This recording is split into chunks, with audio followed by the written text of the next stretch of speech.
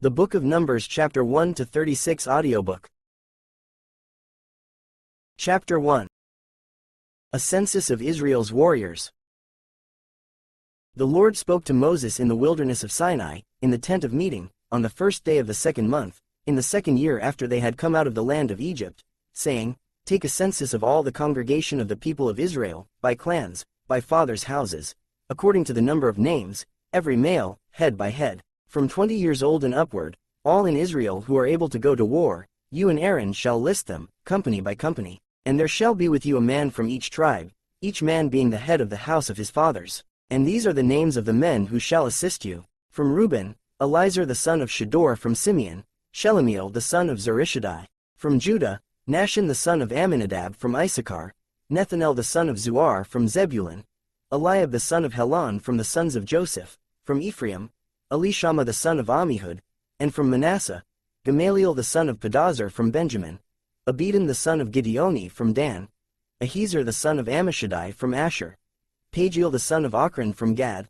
Eliasaph the son of Duel. From Naphtali, Ahira the son of Enan. These were the ones chosen from the congregation, the chiefs of their ancestral tribes, the heads of the clans of Israel. Moses and Aaron took these men who had been named, and on the first day of the second month, they assembled the whole congregation together, who registered themselves by clans, by fathers' houses, according to the number of names from 20 years old and upward, head by head, as the Lord commanded Moses. So he listed them in the wilderness of Sinai. The people of Reuben, Israel's firstborn, their generations, by their clans, by their fathers' houses, according to the number of names, head by head, every male from 20 years old and upward.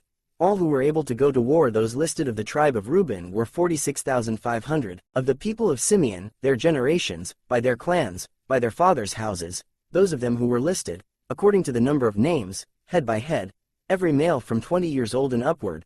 All who were able to go to war, those listed of the tribe of Simeon, were 59,300. Of the people of Gad, their generations, by their clans, by their fathers' houses, according to the number of the names, from 20 years old and upward.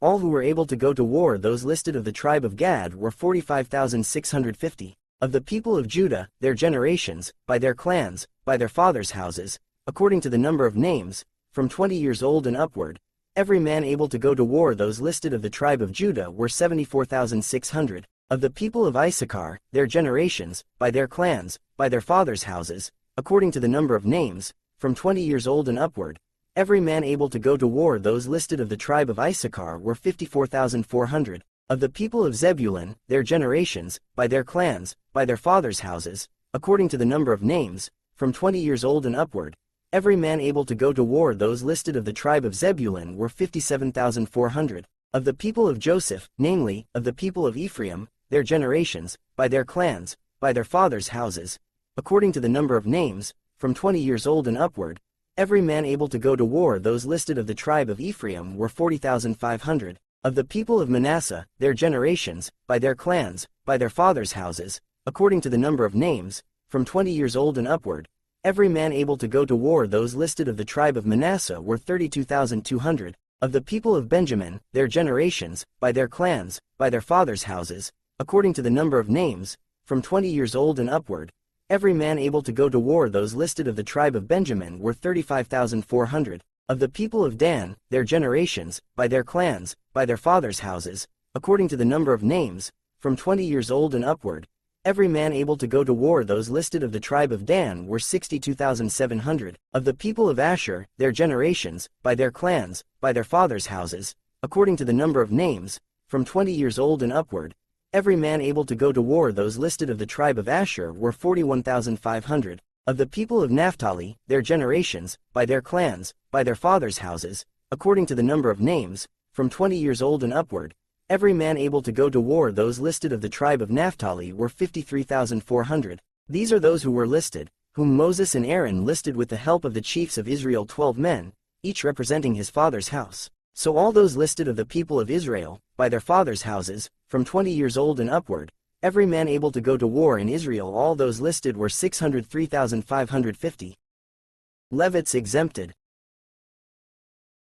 But the Levites were not listed along with them by their ancestral tribe, for the Lord spoke to Moses, saying, Only the tribe of Levi you shall not list, and you shall not take a census of them among the people of Israel. But appoint the Levites over the tabernacle of the testimony, and over all its furnishings, and over all that belongs to it. They are to carry the tabernacle and all its furnishings, and they shall take care of it and shall camp around the tabernacle. When the tabernacle is to set out, the Levites shall take it down, and when the tabernacle is to be pitched, the Levites shall set it up. And if any outsider comes near, he shall be put to death. The people of Israel shall pitch their tents by their companies, each man in his own camp and each man by his own standard. But the Levites shall camp around the tabernacle of the testimony, so that there may be no wrath on the congregation of the people of Israel. And the Levites shall keep guard over the tabernacle of the testimony. Thus did the people of Israel, they did according to all that the Lord commanded Moses. Chapter 2. Arrangement of the camp. The Lord spoke to Moses and Aaron, saying, The people of Israel shall camp each by his own standard, with the banners of their fathers' houses. They shall camp facing the tent of meeting on every side. Those to camp on the east side toward the sunrise shall be of the standard of the camp of Judah by their companies, the chief of the people of Judah being Nahshon the son of Amminadab, his company as listed being 74,600. Those to camp next to him shall be the tribe of Issachar, the chief of the people of Issachar being Nethanel the son of Zuar, his company as listed being 54,400. Then the tribe of Zebulun, the chief of the people of Zebulun being Eliab the son of Helon, his company as listed being 57,400. All those listed of the camp of Judah, by their companies, were 186,400. They shall set out first on the march. On the south side shall be the standard of the camp of Reuben by their companies, the chief of the people of Reuben being Elizur the son of Shedor, his company as listed being 46,500. And those to camp next to him shall be the tribe of Simeon, the chief of the people of Simeon being Shelumiel the son of Zurishaddai, his company as listed being 59,300. Then the tribe of Gad, the chief of the people of Gad being Eliasaph the son of Reuel, his company as listed being 45,650. All those listed of the camp of Reuben, by their companies, were 151,450. They shall set out second. Then the tent of meeting shall set out, with the camp of the Levites in the midst of the camps as they camp, so shall they set out, each in position, standard by standard. On the west side shall be the standard of the camp of Ephraim by their companies, the chief of the people of Ephraim being Elishama the son of Ammihud, his company as listed being 40,500. And next to him shall be the tribe of Manasseh, the chief of the people of Manasseh being Gamaliel the son of Pedazur, his company as listed being 32,200. Then the tribe of Benjamin, the chief of the people of Benjamin being Abidan the son of Gideoni, his company as listed being 35,400. All those listed of the camp of Ephraim, by their companies,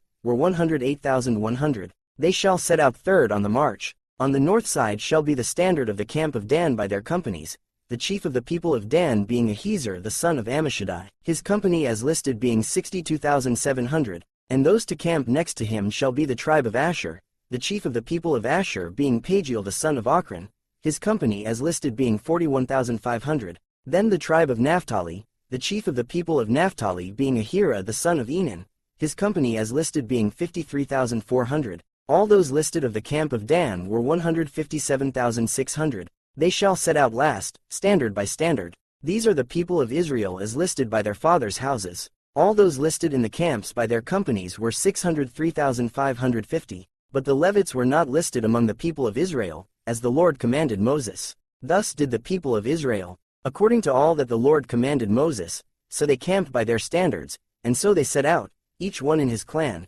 according to his father's house. Chapter 3. The sons of Aaron. These are the generations of Aaron and Moses at the time when the Lord spoke with Moses on Mount Sinai. These are the names of the sons of Aaron: Nadab the firstborn, and Abihu, Eleazar and Ithamar. These are the names of the sons of Aaron, the anointed priests, whom he ordained to serve as priests. But Nadab and Abihu died before the Lord when they offered unauthorized fire before the Lord in the wilderness of Sinai, and they had no children. So Eleazar and Ithamar served as priests in the lifetime of Aaron their father. Duties of the Levites.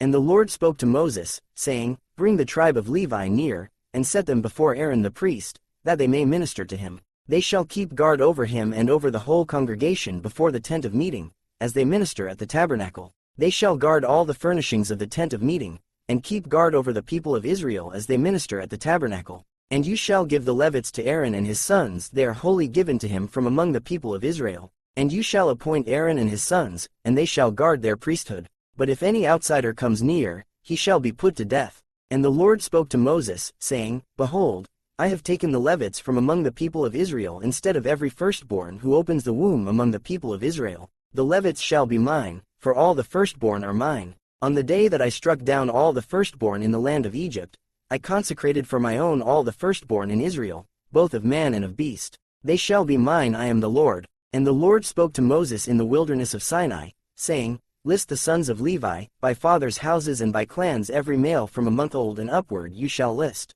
So Moses listed them according to the word of the Lord, as he was commanded. And these were the sons of Levi by their names Gershon and Kohath and Merari. And these are the names of the sons of Gershon by their clans Libni and Shimei. And the sons of Kohath by their clans Amram, Izhar, Hebron, and Uzziel. And the sons of Merari by their clans Mali and Mushi. These are the clans of the Levites, by their fathers' houses. To Gershon belonged the clan of the Libnites and the clan of the Shimites. These were the clans of the Gershonites. Their listing according to the number of all the males from a month old and upward was 7,500. The clans of the Gershonites were to camp behind the tabernacle on the west, with Eliasaph, the son of Lael, as chief of the father's house of the Gershonites. And the guard duty of the sons of Gershon in the tent of meeting involved the tabernacle, the tent with its covering, the screen for the entrance of the tent of meeting, the hangings of the court, the screen for the door of the court that is around the tabernacle and the altar, and its cords, all the service connected with these. To Kohath belonged the clan of the Amramites and the clan of the Izharite and the clan of the Hebronites and the clan of the Uzzielites. These are the clans of the Kohathites.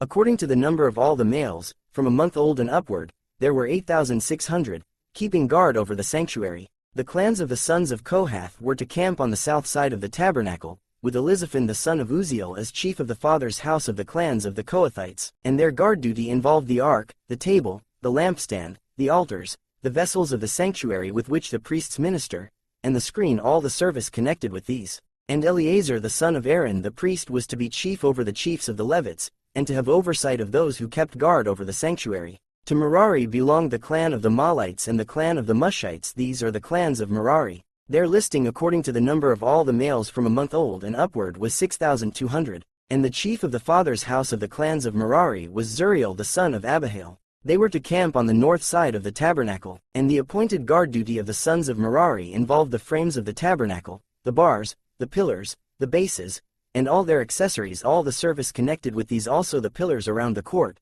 with their bases and pegs and cords. Those who were to camp before the tabernacle on the east, before the tent of meeting toward the sunrise, were Moses and Aaron and his sons, guarding the sanctuary itself, to protect the people of Israel. And any outsider who came near was to be put to death. All those listed among the Levites, whom Moses and Aaron listed at the commandment of the Lord, by clans, all the males from a month old and upward, were 22,000.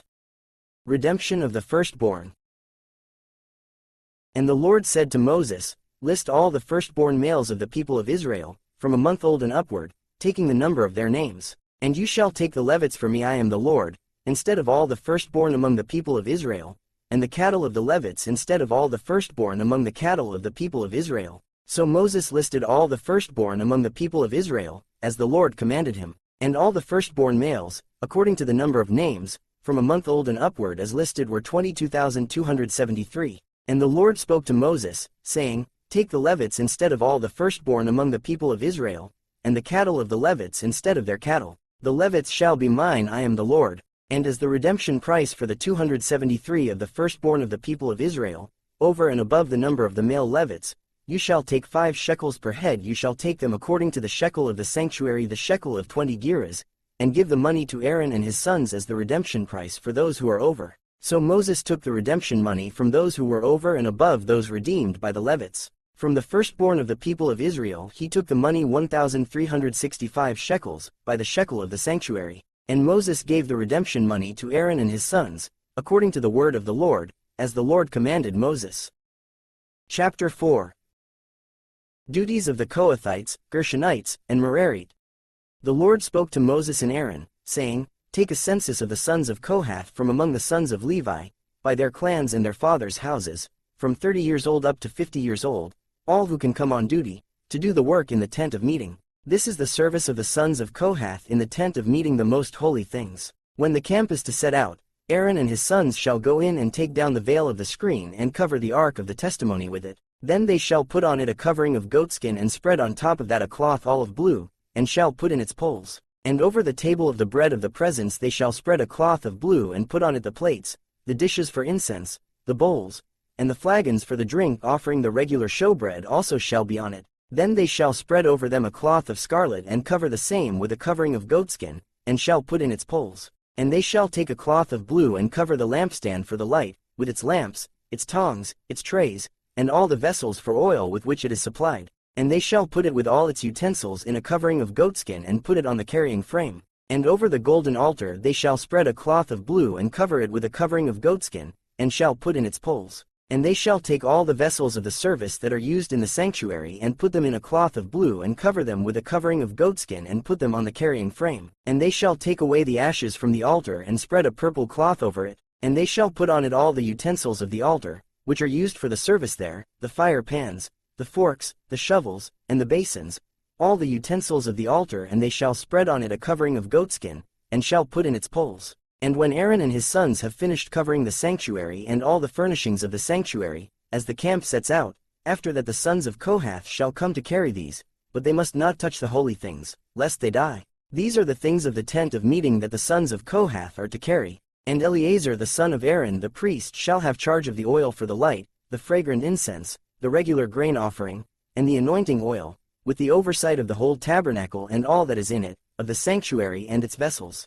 The Lord spoke to Moses and Aaron, saying, Let not the tribe of the clans of the Kohathites be destroyed from among the Levites, but deal thus with them, that they may live and not die when they come near to the most holy things. Aaron and his sons shall go in and appoint them each to his task and to his burden, but they shall not go in to look on the holy things even for a moment, lest they die. The Lord spoke to Moses, saying, Take a census of the sons of Gershon also, by their fathers' houses and by their clans. From 30 years old up to 50 years old, you shall list them, all who can come to do duty, to do service in the tent of meeting. This is the service of the clans of the Gershonites, in serving and bearing burdens. They shall carry the curtains of the tabernacle and the tent of meeting with its covering and the covering of goatskin that is on top of it, and the screen for the entrance of the tent of meeting and the hangings of the court and the screen for the entrance of the gate of the court that is around the tabernacle and the altar, and their cords and all the equipment for their service. And they shall do all that needs to be done with regard to them. All the service of the sons of the Gershonites shall be at the command of Aaron and his sons,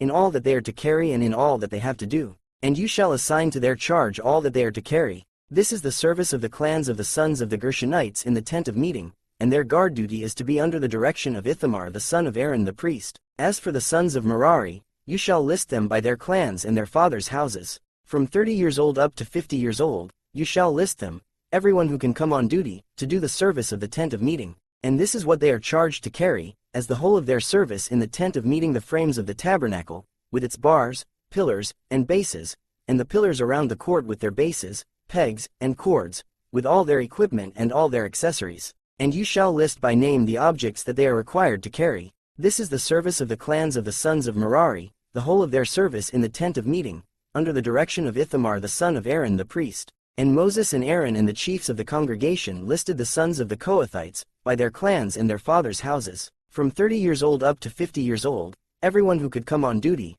for service in the tent of meeting, and those listed by clans were 2,750. This was the list of the clans of the Kohathites, all who served in the tent of meeting, whom Moses and Aaron listed according to the commandment of the Lord by Moses. Those listed of the sons of Gershon, by their clans and their fathers' houses, from 30 years old up to 50 years old, everyone who could come on duty for service in the tent of meeting, those listed by their clans and their fathers' houses were 2,630. This was the list of the clans of the sons of Gershon, all who served in the tent of meeting, whom Moses and Aaron listed according to the commandment of the Lord. Those listed of the clans of the sons of Merari, by their clans and their fathers' houses, from 30 years old up to 50 years old, everyone who could come on duty, for service in the tent of meeting, those listed by clans were 3,200. This was the list of the clans of the sons of Merari, whom Moses and Aaron listed according to the commandment of the Lord by Moses. All those who were listed of the Levites, whom Moses and Aaron and the chiefs of Israel listed, by their clans and their fathers' houses,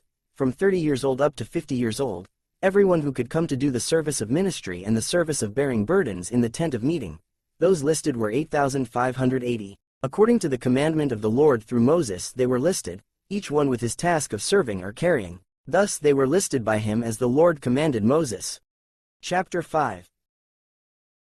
Unclean people. The Lord spoke to Moses, saying, Command the people of Israel that they put out of the camp everyone who is leprous or has a discharge and everyone who is unclean through contact with the dead. You shall put out both male and female, putting them outside the camp, that they may not defile their camp, in the midst of which I dwell. And the people of Israel did so, and put them outside the camp as the Lord said to Moses, so the people of Israel did. Confession and restitution.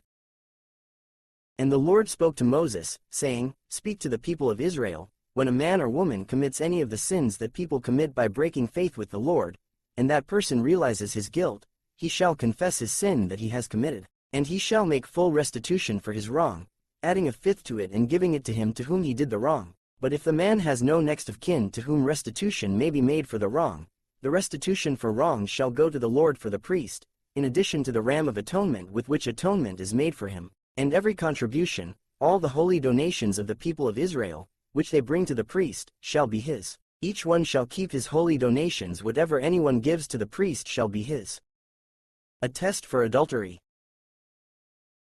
And the Lord spoke to Moses, saying, Speak to the people of Israel, if any man's wife goes astray and breaks faith with him, if a man lies with her sexually, and it is hidden from the eyes of her husband, and she is undetected though she has defiled herself, and there is no witness against her, since she was not taken in the act, and if the spirit of jealousy comes over him and he is jealous of his wife who has defiled herself, or if the spirit of jealousy comes over him and he is jealous of his wife, though she has not defiled herself, then the man shall bring his wife to the priest and bring the offering required of her, 1/10 of an ephah, of barley flour. He shall pour no oil on it and put no frankincense on it, for it is a grain offering of jealousy, a grain offering of remembrance, bringing iniquity to remembrance. And the priest shall bring her near and set her before the Lord. And the priest shall take holy water in an earthenware vessel and take some of the dust that is on the floor of the tabernacle and put it into the water. And the priest shall set the woman before the Lord and unbind the hair of the woman's head and place in her hands the grain offering of remembrance, which is the grain offering of jealousy.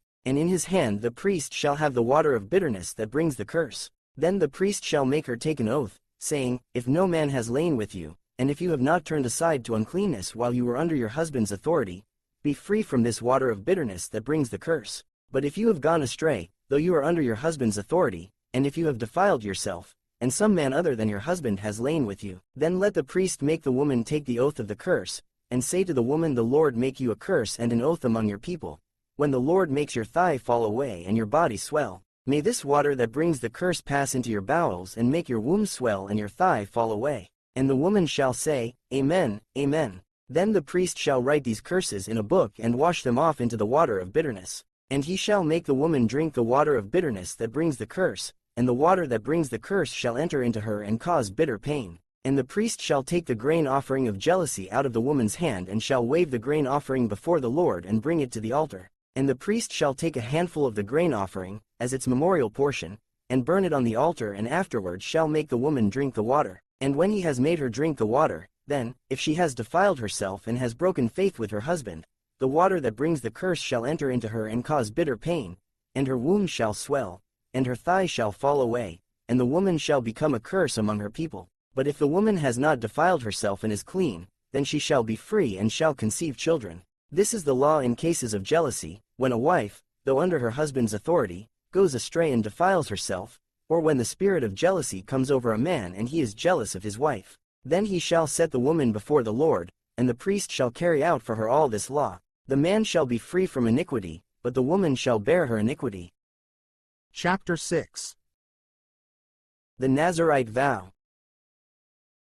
And the Lord spoke to Moses, saying, Speak to the people of Israel and say to them, when either a man or a woman makes a special vow, the vow of a Nazirite, to separate himself to the Lord, he shall separate himself from wine and strong drink. He shall drink no vinegar made from wine or strong drink, and shall not drink any juice of grapes or eat grapes, fresh or dried. All the days of his separation he shall eat nothing that is produced by the grapevine, not even the seeds or the skins. All the days of his vow of separation, no razor shall touch his head. Until the time is completed for which he separates himself to the Lord, he shall be holy. He shall let the locks of hair of his head grow long. All the days that he separates himself to the Lord he shall not go near a dead body, not even for his father or for his mother, for brother or sister if they die, shall he make himself unclean, because his separation to God is on his head. All the days of his separation he is holy to the Lord. And if any man dies very suddenly beside him and he defiles his consecrated head, then he shall shave his head on the day of his cleansing. On the 7th day he shall shave it. On the 8th day he shall bring 2 turtle-doves or 2 pigeons to the priest to the entrance of the tent of meeting, and the priest shall offer one for a sin offering and the other for a burnt offering, and make atonement for him, because he sinned by reason of the dead body. And he shall consecrate his head that same day and separate himself to the Lord for the days of his separation and bring a male lamb a year old for a guilt offering. But the previous period shall be void, because his separation was defiled. And this is the law for the Nazirite: when the time of his separation has been completed he shall be brought to the entrance of the tent of meeting, and he shall bring his gift to the Lord, 1 male lamb a year old without blemish for a burnt offering, and 1 ewe lamb a year old without blemish as a sin offering, and 1 ram without blemish as a peace offering, and a basket of unleavened bread, loaves of fine flour mixed with oil, and unleavened wafers smeared with oil, and their grain offering and their drink offerings. And the priest shall bring them before the Lord and offer his sin offering and his burnt offering, and he shall offer the ram as a sacrifice of peace offering to the Lord, with the basket of unleavened bread. The priest shall offer also its grain offering and its drink offering. And the Nazirite shall shave his consecrated head at the entrance of the tent of meeting, and shall take the hair from his consecrated head and put it on the fire that is under the sacrifice of the peace offering. And the priest shall take the shoulder of the ram, when it is boiled, and 1 unleavened loaf out of the basket and 1 unleavened wafer, and shall put them on the hands of the Nazirite, after he has shaved the hair of his consecration, and the priest shall wave them for a wave offering before the Lord. They are a holy portion for the priest, together with the breast that is waved and the thigh that is contributed. And after that the Nazirite may drink wine. This is the law of the Nazirite. But if he vows an offering to the Lord above his Nazirite vow, as he can afford, in exact accordance with the vow that he takes, then he shall do in addition to the law of the Nazirite. Aaron's blessing. The Lord spoke to Moses, saying, Speak to Aaron and his sons, saying, Thus you shall bless the people of Israel. You shall say to them, The Lord bless you and keep you. The Lord make his face to shine upon you and be gracious to you. The Lord lift up his countenance upon you and give you peace. So shall they put my name upon the people of Israel, and I will bless them. Chapter 7. Offerings at the tabernacle's consecration. On the day when Moses had finished setting up the tabernacle and had anointed and consecrated it with all its furnishings and had anointed and consecrated the altar with all its utensils, the chiefs of Israel, heads of their fathers' houses, who were the chiefs of the tribes, who were over those who were listed, approached and brought their offerings before the Lord: 6 wagons and 12 oxen, a wagon for every 2 of the chiefs and for each one an ox. They brought them before the tabernacle. Then the Lord said to Moses, Accept these from them, that they may be used in the service of the tent of meeting, and give them to the Levites, to each man according to his service. So Moses took the wagons and the oxen and gave them to the Levites. 2 wagons and 4 oxen he gave to the sons of Gershon, according to their service. And 4 wagons and 8 oxen he gave to the sons of Merari, according to their service, under the direction of Ithamar the son of Aaron the priest. But to the sons of Kohath he gave none, because they were charged with the service of the holy things that had to be carried on the shoulder. And the chiefs offered offerings for the dedication of the altar on the day it was anointed, and the chiefs offered their offering before the altar. And the Lord said to Moses, They shall offer their offerings, 1 chief each day, for the dedication of the altar. He who offered his offering the first day was Nahshon the son of Amminadab, of the tribe of Judah, and his offering was 1 silver plate whose weight was 130 shekels, 1 silver basin of 70 shekels, according to the shekel of the sanctuary, both of them full of fine flour mixed with oil for a grain offering, 1 golden dish of 10 shekels, full of incense, 1 bull from the herd, 1 ram, 1 male lamb a year old, for a burnt offering, 1 male goat for a sin offering and for the sacrifice of peace offerings, 2 oxen, 5 rams, 5 male goats, and 5 male lambs a year old. This was the offering of Nahshon the son of Amminadab. On the 2nd day Nethanel the son of Zuar, the chief of Issachar, made an offering. He offered for his offering 1 silver plate whose weight was 130 shekels, 1 silver basin of 70 shekels, according to the shekel of the sanctuary, both of them full of fine flour mixed with oil for a grain offering, 1 golden dish of 10 shekels, full of incense, 1 bull from the herd, 1 ram, 1 male lamb a year old, for a burnt offering, 1 male goat for a sin offering and for the sacrifice of peace offerings, 2 oxen, 5 rams, 5 male goats and 5 male lambs a year old. This was the offering of Nethanel the son of Zuar. On the 3rd day Eliab the son of Helon, the chief of the people of Zebulun, his offering was 1 silver plate whose weight was 130 shekels, 1 silver basin of 70 shekels, according to the shekel of the sanctuary, both of them full of fine flour mixed with oil for a grain offering, 1 golden dish of 10 shekels, full of incense, 1 bull from the herd, 1 ram, 1 male lamb a year old, for a burnt offering, 1 male goat for a sin offering, and for the sacrifice of peace offerings 2 oxen, 5 rams, 5 male goats, and 5 male lambs a year old. This was the offering of Eliab the son of Helon. On the 4th day Eliezer the son of Shedor, the chief of the people of Reuben, his offering was 1 silver plate whose weight was 130 shekels,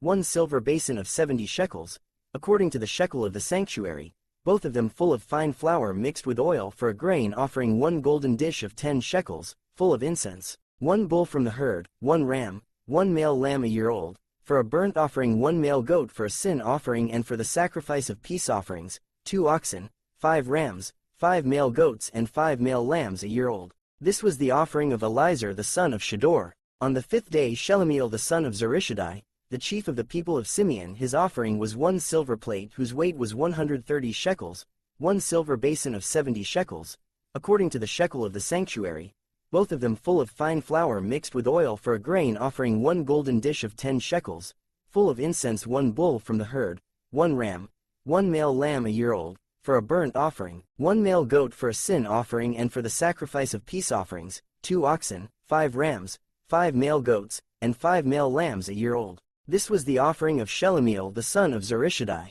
On the 6th day Eliasaph the son of Duel, the chief of the people of Gad, his offering was 1 silver plate whose weight was 130 shekels, 1 silver basin of 70 shekels, according to the shekel of the sanctuary, both of them full of fine flour mixed with oil for a grain offering, 1 golden dish of 10 shekels, full of incense, 1 bull from the herd, 1 ram, 1 male lamb a year old, for a burnt offering, 1 male goat for a sin offering, and for the sacrifice of peace offerings, 2 oxen, 5 rams, 5 male goats, and 5 male lambs a year old. This was the offering of Eliasaph the son of Duel. On the 7th day Elishama the son of Ammihud, the chief of the people of Ephraim, his offering was 1 silver plate whose weight was 130 shekels, 1 silver basin of 70 shekels, according to the shekel of the sanctuary, both of them full of fine flour mixed with oil for a grain offering, 1 golden dish of 10 shekels, full of incense, 1 bull from the herd, 1 ram, 1 male lamb a year old, for a burnt offering, 1 male goat for a sin offering, and for the sacrifice of peace offerings,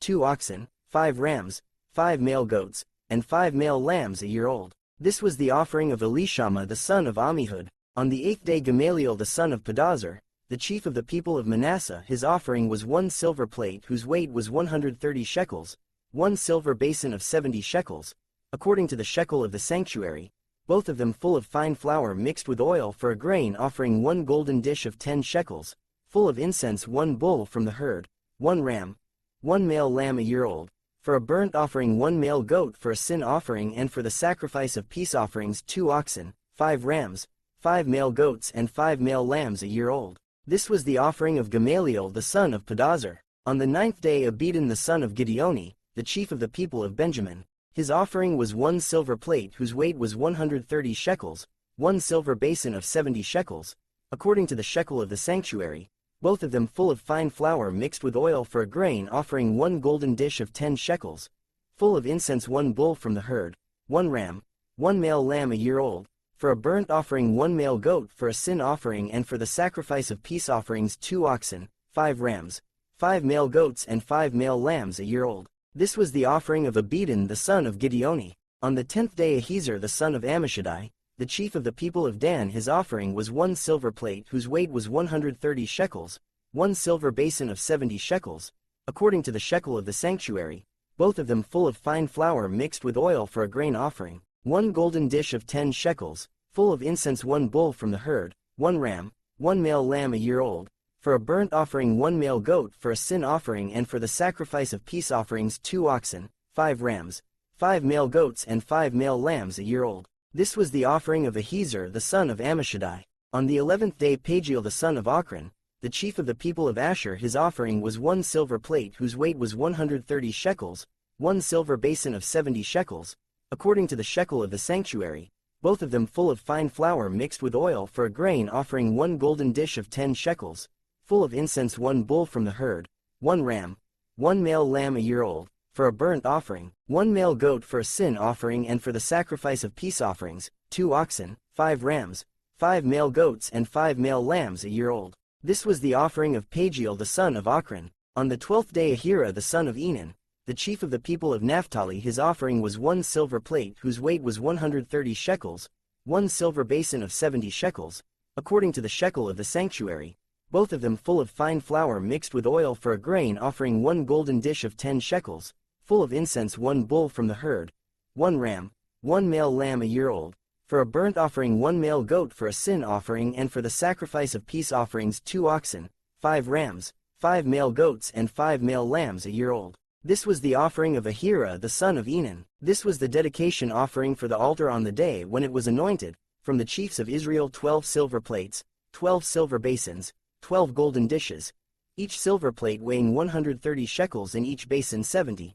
All the silver of the vessels 2,400 shekels according to the shekel of the sanctuary, the 12 golden dishes, full of incense, weighing 10 shekels apiece according to the shekel of the sanctuary, all the gold of the dishes being 120 shekels, all the cattle for the burnt offering, 12 bulls, 12 rams, 12 male lambs a year old, with their grain offering, and 12 male goats for a sin offering, and all the cattle for the sacrifice of peace offerings, 24 bulls, the rams 60, the male goats 60, the male lambs a year old 60. This was the dedication offering for the altar after it was anointed. And when Moses went into the tent of meeting to speak with the Lord, he heard the voice speaking to him from above the mercy seat that was on the ark of the testimony, from between the 2 cherubim, and it spoke to him.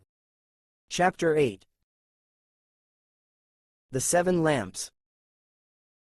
Now the Lord spoke to Moses, saying, Speak to Aaron and say to him, When you set up the lamps, the 7 lamps shall give light in front of the lampstand. And Aaron did so, he set up its lamps in front of the lampstand, as the Lord commanded Moses. And this was the workmanship of the lampstand, hammered work of gold. From its base to its flowers, it was hammered work according to the pattern that the Lord had shown Moses, so he made the lampstand. Cleansing of the Levites. And the Lord spoke to Moses, saying, Take the Levites from among the people of Israel and cleanse them. Thus you shall do to them to cleanse them, sprinkle the water of purification upon them, and let them go with a razor over all their body, and wash their clothes and cleanse themselves. Then let them take a bull from the herd and its grain offering of fine flour mixed with oil, and you shall take another bull from the herd for a sin offering. And you shall bring the Levites before the tent of meeting and assemble the whole congregation of the people of Israel. When you bring the Levites before the Lord, the people of Israel shall lay their hands on the Levites, and Aaron shall offer the Levites before the Lord as a wave offering from the people of Israel, that they may do the service of the Lord. Then the Levites shall lay their hands on the heads of the bulls, and you shall offer the one for a sin offering and the other for a burnt offering to the Lord to make atonement for the Levites. And you shall set the Levites before Aaron and his sons, and shall offer them as a wave offering to the Lord. Thus you shall separate the Levites from among the people of Israel, and the Levites shall be mine. And after that the Levites shall go in to serve at the tent of meeting, when you have cleansed them and offered them as a wave offering. For they are wholly given to me from among the people of Israel. Instead of all who open the womb, the firstborn of all the people of Israel, I have taken them for myself. For all the firstborn among the people of Israel are mine, both of man and of beast. On the day that I struck down all the firstborn in the land of Egypt, I consecrated them for myself. And I have taken the Levites instead of all the firstborn among the people of Israel. And I have given the Levites as a gift to Aaron and his sons from among the people of Israel, to do the service for the people of Israel at the tent of meeting and to make atonement for the people of Israel, that there may be no plague among the people of Israel when the people of Israel come near the sanctuary. Thus did Moses and Aaron and all the congregation of the people of Israel to the Levites. According to all that the Lord commanded Moses concerning the Levites, the people of Israel did to them. And the Levites purified themselves from sin and washed their clothes, and Aaron offered them as a wave offering before the Lord, and Aaron made atonement for them to cleanse them. And after that the Levites went in to do their service in the tent of meeting before Aaron and his sons, as the Lord had commanded Moses concerning the Levites, so they did to them. Retirement of the Levites. And the Lord spoke to Moses, saying, This applies to the Levites from 25 years old and upward. They shall come to do duty in the service of the tent of meeting, and from the age of 50 years they shall withdraw from the duty of the service and serve no more. They minister to their brothers in the tent of meeting by keeping guard, but they shall do no service. Thus shall you do to the Levites in assigning their duties. Chapter 9. The Passover celebrated. And the Lord spoke to Moses in the wilderness of Sinai, in the first month of the second year after they had come out of the land of Egypt, saying, Let the people of Israel keep the Passover at its appointed time. On the 14th day of this month, at twilight, you shall keep it at its appointed time according to all its statutes and all its rules you shall keep it. So Moses told the people of Israel that they should keep the Passover. And they kept the Passover in the first month, on the 14th day of the month, at twilight, in the wilderness of Sinai according to all that the Lord commanded Moses, so the people of Israel did. And there were certain men who were unclean through touching a dead body, so that they could not keep the Passover on that day, and they came before Moses and Aaron on that day. And those men said to him, We are unclean through touching a dead body. Why are we kept from bringing the Lord's offering at its appointed time among the people of Israel? And Moses said to them, Wait, that I may hear what the Lord will command concerning you. The Lord spoke to Moses, saying, Speak to the people of Israel, saying, If any one of you or of your descendants is unclean through touching a dead body, or is on a long journey, he shall still keep the Passover to the Lord. In the second month on the 14th day at twilight they shall keep it. They shall eat it with unleavened bread and bitter herbs. They shall leave none of it until the morning, nor break any of its bones according to all the statute for the Passover they shall keep it. But if anyone who is clean and is not on a journey fails to keep the Passover, that person shall be cut off from his people because he did not bring the Lord's offering at its appointed time, that man shall bear his sin. And if a stranger sojourns among you and would keep the Passover to the Lord, according to the statute of the Passover and according to its rule, so shall he do. You shall have one statute, both for the sojourner and for the native. The cloud covering the tabernacle. On the day that the tabernacle was set up, the cloud covered the tabernacle, the tent of the testimony, and at evening it was over the tabernacle like the appearance of fire until morning. So it was always the cloud covered it by day and the appearance of fire by night. And whenever the cloud lifted from over the tent, after that the people of Israel set out, and in the place where the cloud settled down, there the people of Israel camped. At the command of the Lord the people of Israel set out, and at the command of the Lord they camped. As long as the cloud rested over the tabernacle, they remained in camp. Even when the cloud continued over the tabernacle many days, the people of Israel kept the charge of the Lord and did not set out. Sometimes the cloud was a few days over the tabernacle, and according to the command of the Lord they remained in camp, then according to the command of the Lord they set out. And sometimes the cloud remained from evening until morning. And when the cloud lifted in the morning, they set out, or if it continued for a day and a night, when the cloud lifted they set out. Whether it was 2 days, or a month, or a longer time, that the cloud continued over the tabernacle, abiding there, the people of Israel remained in camp and did not set out, but when it lifted they set out. At the command of the Lord they camped, and at the command of the Lord they set out. They kept the charge of the Lord, at the command of the Lord by Moses. Chapter 10. The silver trumpets.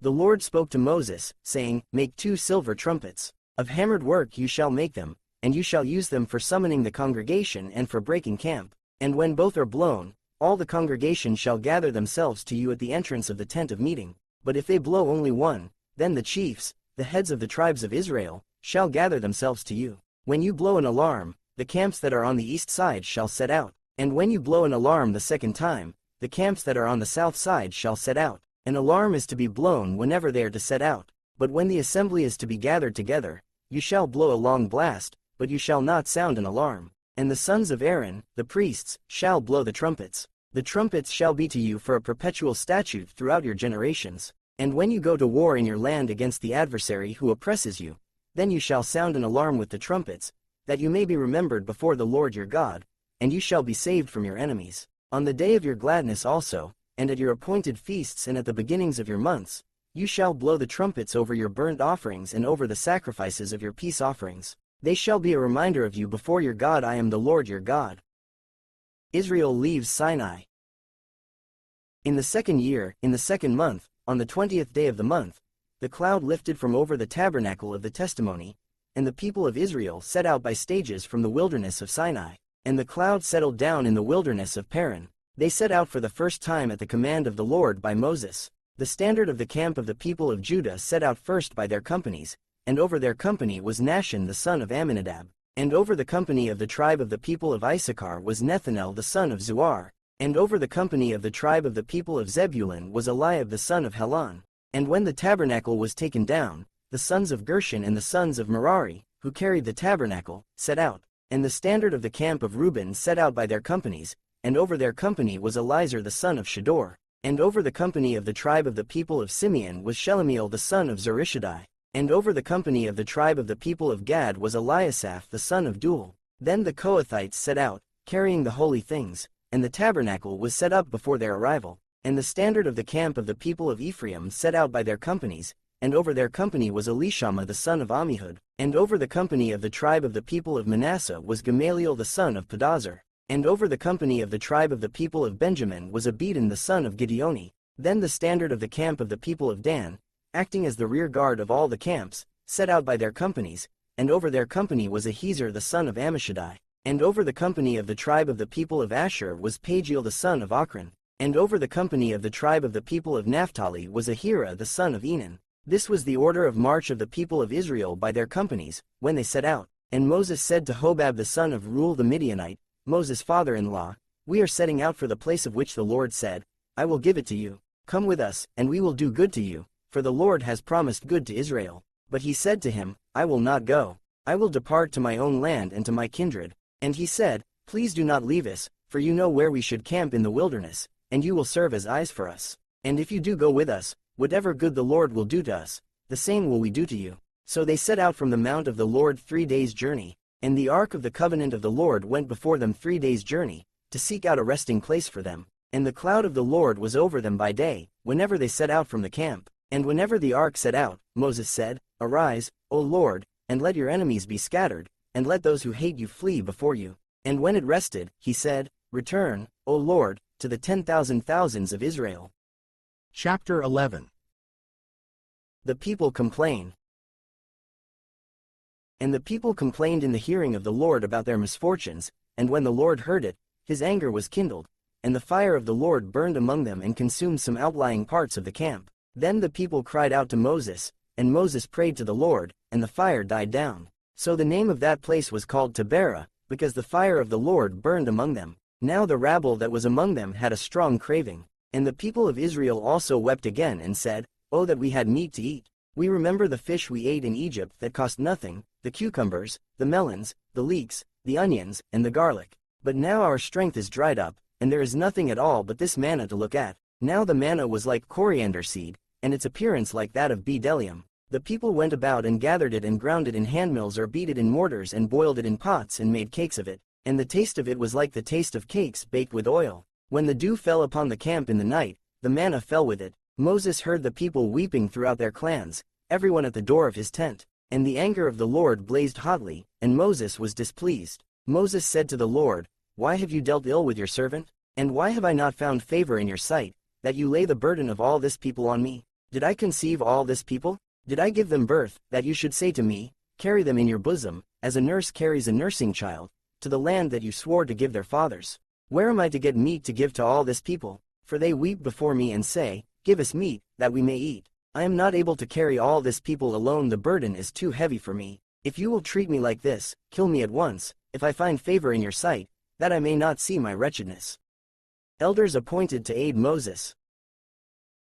Then the Lord said to Moses, Gather for me 70 men of the elders of Israel, whom you know to be the elders of the people and officers over them, and bring them to the tent of meeting, and let them take their stand there with you, and I will come down and talk with you there. And I will take some of the spirit that is on you and put it on them, and they shall bear the burden of the people with you, so that you may not bear it yourself alone. And say to the people, Consecrate yourselves for tomorrow, and you shall eat meat, for you have wept in the hearing of the Lord, saying, Who will give us meat to eat? For it was better for us in Egypt. Therefore the Lord will give you meat, and you shall eat. You shall not eat just 1 day, or 2 days, or 5 days, or 10 days, or 20 days, but a whole month, until it comes out at your nostrils and becomes loathsome to you, because you have rejected the Lord who is among you and have wept before him, saying, Why did we come out of Egypt? But Moses said, The people among whom I am number 600,000 on foot, and you have said, I will give them meat, that they may eat a whole month. Shall flocks and herds be slaughtered for them, and be enough for them? Or shall all the fish of the sea be gathered together for them, and be enough for them? And the Lord said to Moses, Is the Lord's hand shortened? Now you shall see whether my word will come true for you or not. So Moses went out and told the people the words of the Lord. And he gathered 70 men of the elders of the people and placed them around the tent. Then the Lord came down in the cloud and spoke to him, and took some of the spirit that was on him and put it on the 70 elders. And as soon as the spirit rested on them, they prophesied. But they did not continue doing it. Now 2 men remained in the camp, one named Eldad, and the other named Medad, and the Spirit rested on them. They were among those registered, but they had not gone out to the tent, and so they prophesied in the camp. And a young man ran and told Moses, Eldad and Medad are prophesying in the camp. And Joshua the son of Nun, the assistant of Moses from his youth, said, My lord Moses, stop them. But Moses said to him, Are you jealous for my sake? Would that all the Lord's people were prophets, that the Lord would put his Spirit on them. And Moses and the elders of Israel returned to the camp. Quail and a plague. Then a wind from the Lord sprang up, and it brought quail from the sea and let them fall beside the camp, about a day's journey on this side and a day's journey on the other side, around the camp, and about 2 cubits above the ground. And the people rose all that day and all night and all the next day, and gathered the quail. Those who gathered least gathered 10 homers, and they spread them out for themselves all around the camp. While the meat was yet between their teeth, before it was consumed, the anger of the Lord was kindled against the people, and the Lord struck down the people with a very great plague. Therefore the name of that place was called Kibroth-Hattaavah, because there they buried the people who had the craving. From Kibroth-Hattaavah the people journeyed to Hazeroth, and they remained at Hazeroth.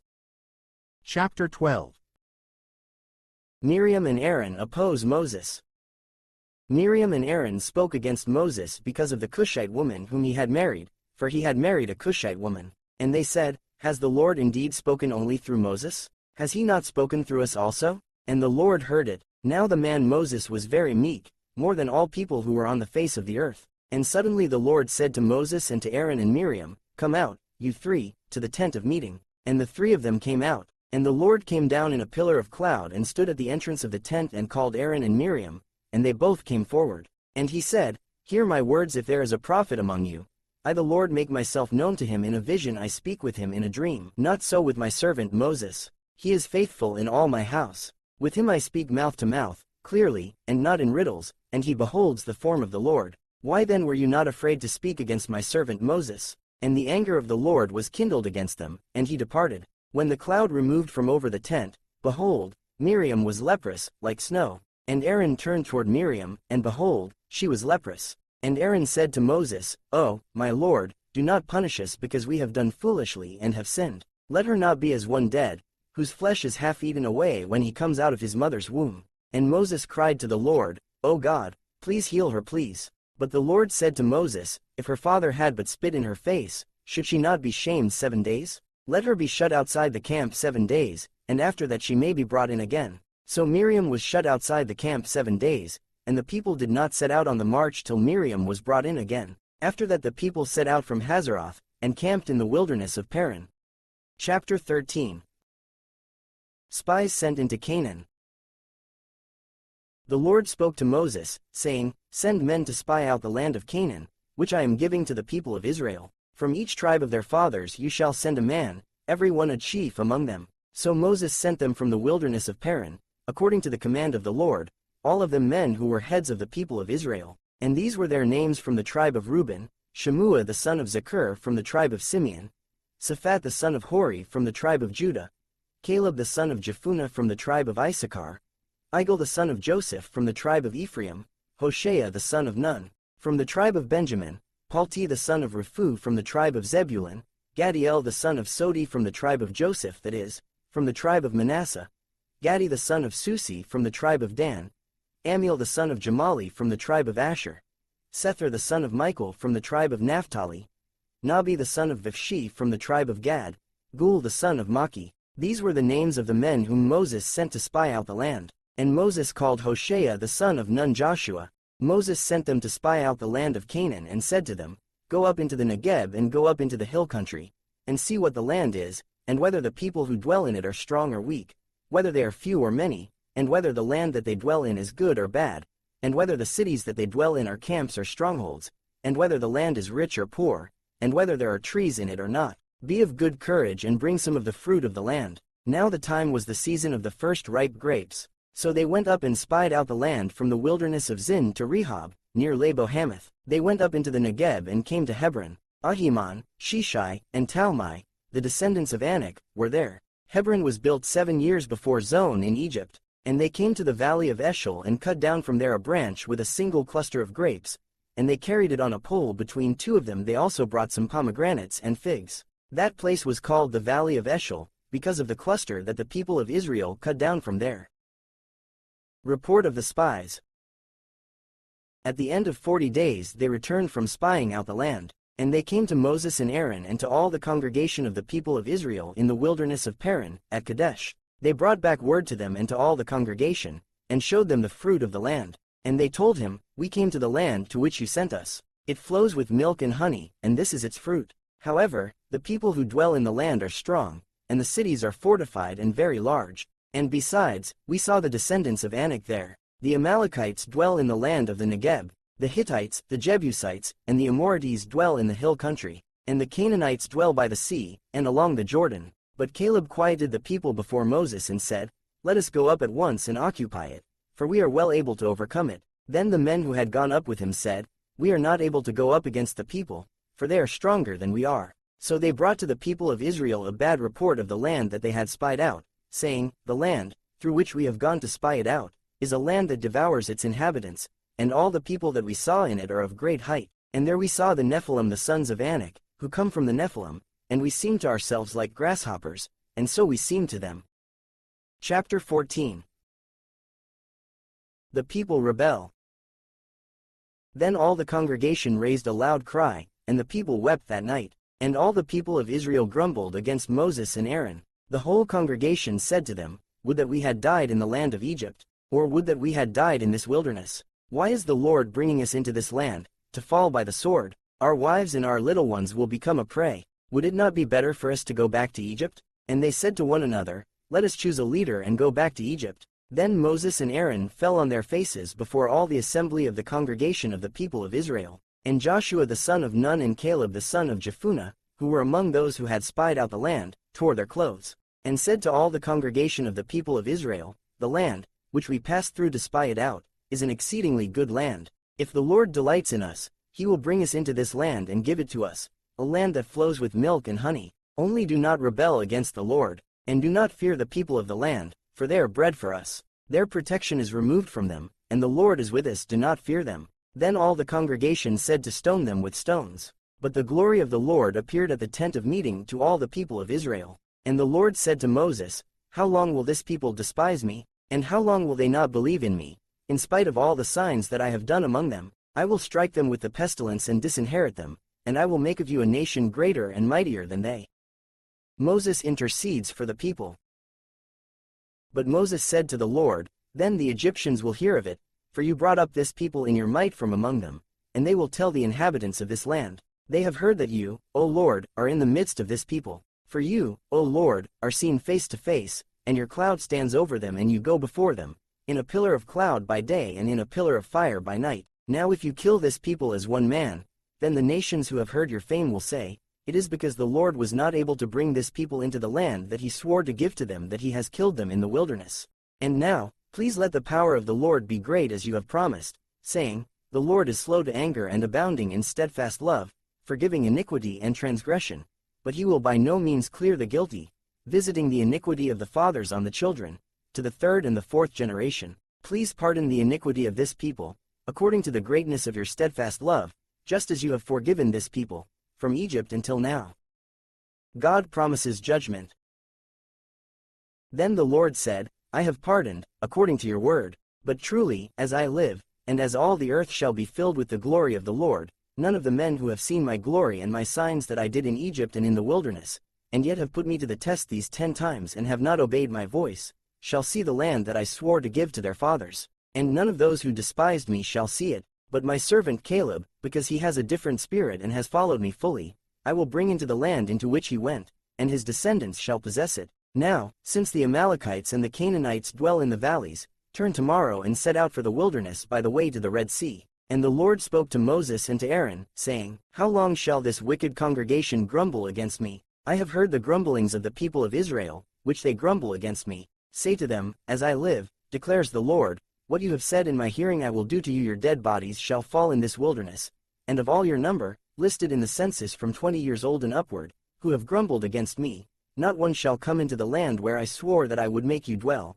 except Caleb the son of Jephunneh and Joshua the son of Nun. But your little ones, who you said would become a prey, I will bring in, and they shall know the land that you have rejected. But as for you, your dead bodies shall fall in this wilderness, and your children shall be shepherds in the wilderness 40 years and shall suffer for your faithlessness, until the last of your dead bodies lies in the wilderness. According to the number of the days in which you spied out the land 40 days, a year for each day, you shall bear your iniquity 40 years, and you shall know my displeasure. I, the Lord, have spoken. Surely this will I do to all this wicked congregation who are gathered together against me in this wilderness. They shall come to a full end, and there they shall die. And the men whom Moses sent to spy out the land, who returned and made all the congregation grumble against him by bringing up a bad report about the land, the men who brought up a bad report of the land died by plague before the Lord. Of those men who went to spy out the land, only Joshua the son of Nun and Caleb the son of Jephunneh remained alive.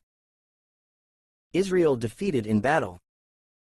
When Moses told these words to all the people of Israel, the people mourned greatly, and they rose early in the morning and went up to the heights of the hill country, saying, Here we are. We will go up to the place that the Lord has promised, for we have sinned. But Moses said, Why now are you transgressing the command of the Lord, when that will not succeed? Do not go up, for the Lord is not among you, lest you be struck down before your enemies. For there the Amalekites and the Canaanites are facing you, and you shall fall by the sword. Because you have turned back from following the Lord will not be with you. But they presumed to go up to the heights of the hill country, although neither the ark of the covenant of the Lord nor Moses departed out of the camp. Then the Amalekites and the Canaanites who lived in that hill country came down and defeated them and pursued them, even to Hormah. Chapter 15. Laws about sacrifices.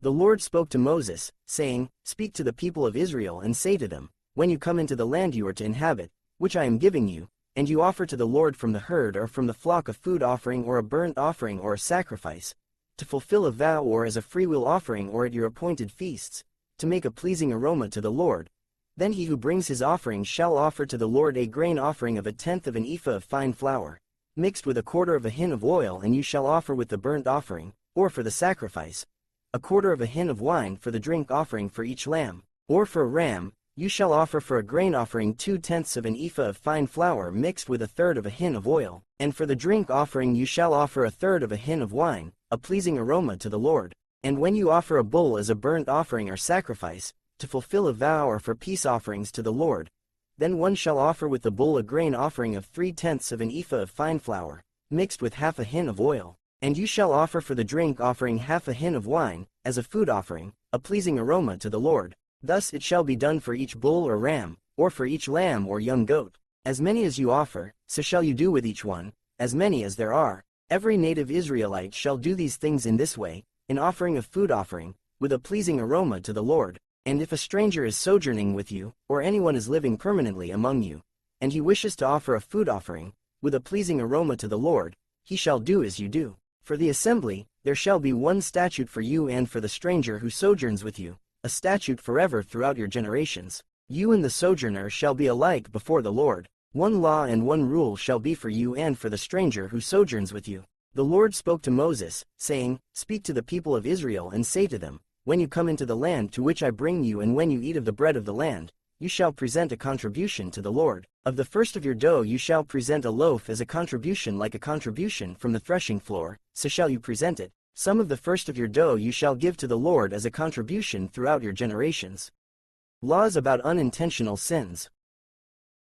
But if you sin unintentionally, and do not observe all these commandments that the Lord has spoken to Moses, all that the Lord has commanded you by Moses, from the day that the Lord gave commandment, and onward throughout your generations, then if it was done unintentionally without the knowledge of the congregation, all the congregation shall offer one bull from the herd for a burnt offering, a pleasing aroma to the Lord, with its grain offering and its drink offering, according to the rule, and one male goat for a sin offering. And the priest shall make atonement for all the congregation of the people of Israel, and they shall be forgiven, because it was a mistake, and they have brought their offering, a food offering to the Lord, and their sin offering before the Lord for their mistake. And all the congregation of the people of Israel shall be forgiven, and the stranger who sojourns among them, because the whole population was involved in the mistake. If one person sins unintentionally, he shall offer a female goat a year old for a sin offering, and the priest shall make atonement before the Lord for the person who makes a mistake, when he sins unintentionally, to make atonement for him, and he shall be forgiven. You shall have one law for him who does anything unintentionally, for him who is native among the people of Israel and for the stranger who sojourns among them. But the person who does anything with a high hand, whether he is native or a sojourner, reviles the Lord, and that person shall be cut off from among his people, because he has despised the word of the Lord and has broken his commandment, that person shall be utterly cut off, his iniquity shall be on him. A Sabbath breaker executed. While the people of Israel were in the wilderness, they found a man gathering sticks on the Sabbath day, and those who found him gathering sticks brought him to Moses and Aaron and to all the congregation. They put him in custody, because it had not been made clear what should be done to him. And the Lord said to Moses, "The man shall be put to death, all the congregation shall stone him with stones outside the camp." And all the congregation brought him outside the camp and stoned him to death with stones, as the Lord commanded Moses. Tassels on garments. The Lord said to Moses, "Speak to the people of Israel, and tell them to make tassels on the corners of their garments throughout their generations, and to put a cord of blue on the tassel of each corner. And it shall be a tassel for you to look at and remember all the commandments of the Lord, to do them, not to follow after your own heart and your own eyes, which you are inclined to whore after. So you shall remember and do all my commandments, and be holy to your God. I am the Lord your God, who brought you out of the land of Egypt to be your God. I am the Lord your God." Chapter 16. Korah's rebellion. Now Korah the son of Izhar, son of Kohath, son of Levi, and Dathan and Abiram the sons of Eliab, and on the son of Peleth, sons of Reuben, took men, and they rose up before Moses, with a number of the people of Israel, 250 chiefs of the congregation, chosen from the assembly, well-known men. They assembled themselves together against Moses and against Aaron and said to them, "You have gone too far, for all in the congregation are holy, every one of them, and the Lord is among them. Why then do you exalt yourselves above the assembly of the Lord?" When Moses heard it, he fell on his face, and he said to Korah and all his company, "In the morning the Lord will show who is his, and who is holy, and will bring him near to him. The one whom he chooses he will bring near to him. Do this: take censers, Korah and all his company, put fire in them and put incense on them before the Lord tomorrow, and the man whom the Lord chooses shall be the Holy One. You have gone too far, sons of Levi." And Moses said to Korah, "Hear now, you sons of Levi, is it too small a thing for you that the God of Israel has separated you from the congregation of Israel, to bring you near to himself, to do service in the tabernacle of the Lord and to stand before the congregation to minister to them, and that he has brought you near him, and all your brothers the sons of Levi with you? And would you seek the priesthood also? Therefore it is against the Lord that you and all your company have gathered together. What is Aaron that you grumble against him?" And Moses sent to call Dathan and Abiram the sons of Eliab, and they said, "We will not come up. Is it a small thing that you have brought us up out of a land flowing with milk and honey, to kill us in the wilderness, that you must also make yourself a prince over us? Moreover, you have not brought us into a land flowing with milk and honey, nor given us inheritance of fields and vineyards. Will you put out the eyes of these men? We will not come up." And Moses was very angry and said to the Lord, "Do not respect their offering. I have not taken one donkey from them, and I have not harmed one of them." And Moses said to Korah, "Be present, you and all your company, before the Lord, you and they, and Aaron, tomorrow. And let every one of you take his censer and put incense on it, and every one of you bring before the Lord his censer, 250 censers you also, and Aaron, each his censer." So every man took his censer and put fire in them and laid incense on them and stood at the entrance of the tent of meeting with Moses and Aaron. Then Korah assembled all the congregation against them at the entrance of the tent of meeting, and the glory of the Lord appeared to all the congregation. And the Lord spoke to Moses and to Aaron, saying, "Separate yourselves from among this congregation, that I may consume them in a moment." And they fell on their faces and said, "O God, the God of the spirits of all flesh, shall one man sin, and will you be angry with all the congregation?" And the Lord spoke to Moses, saying, "Say to the congregation, Get away from the dwelling of Korah, Dathan and Abiram." Then Moses rose and went to Dathan and Abiram, and the elders of Israel followed him. And he spoke to the congregation, saying, "Depart, please, from the tents of these wicked men, and touch nothing of theirs, lest you be swept away with all their sins." So they got away from the dwelling of Korah, Dathan, and Abiram.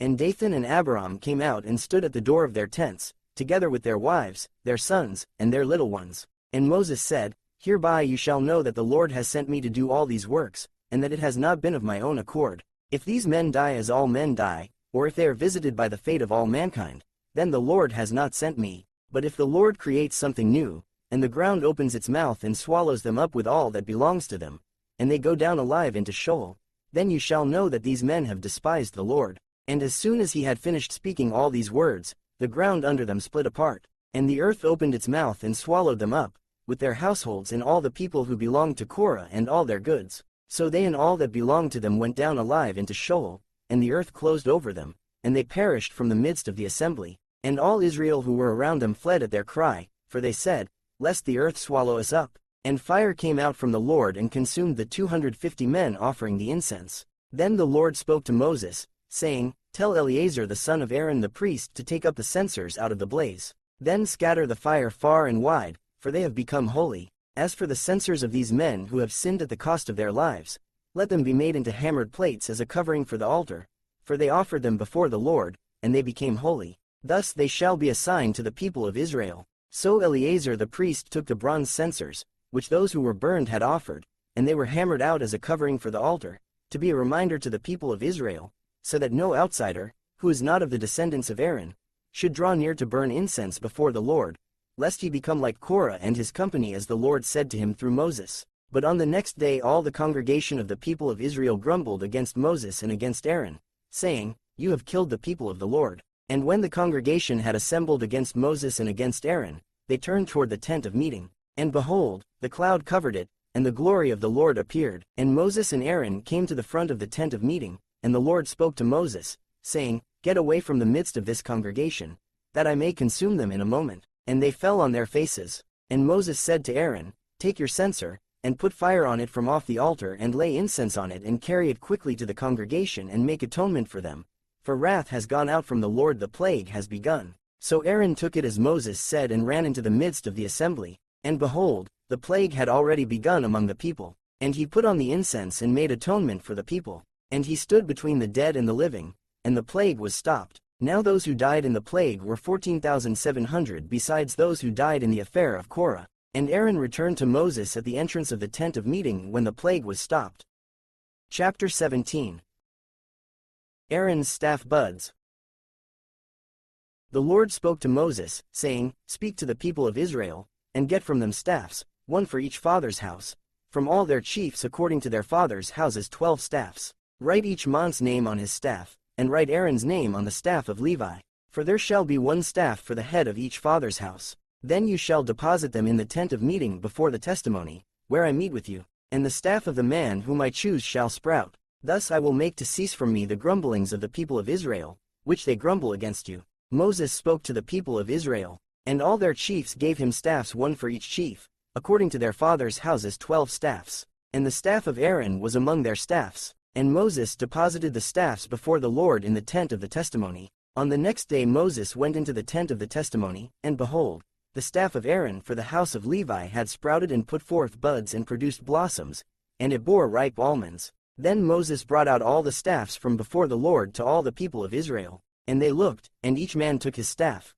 And the Lord said to Moses, "Put back the staff of Aaron before the testimony, to be kept as a sign for the rebels, that you may make an end of their grumblings against me, lest they die." Thus did Moses as the Lord commanded him, so he did. And the people of Israel said to Moses, "Behold, we perish, we are undone, we are all undone. Everyone who comes near to the tabernacle of the Lord, shall die. Are we all to perish?" Chapter 18. Duties of priests and Levites.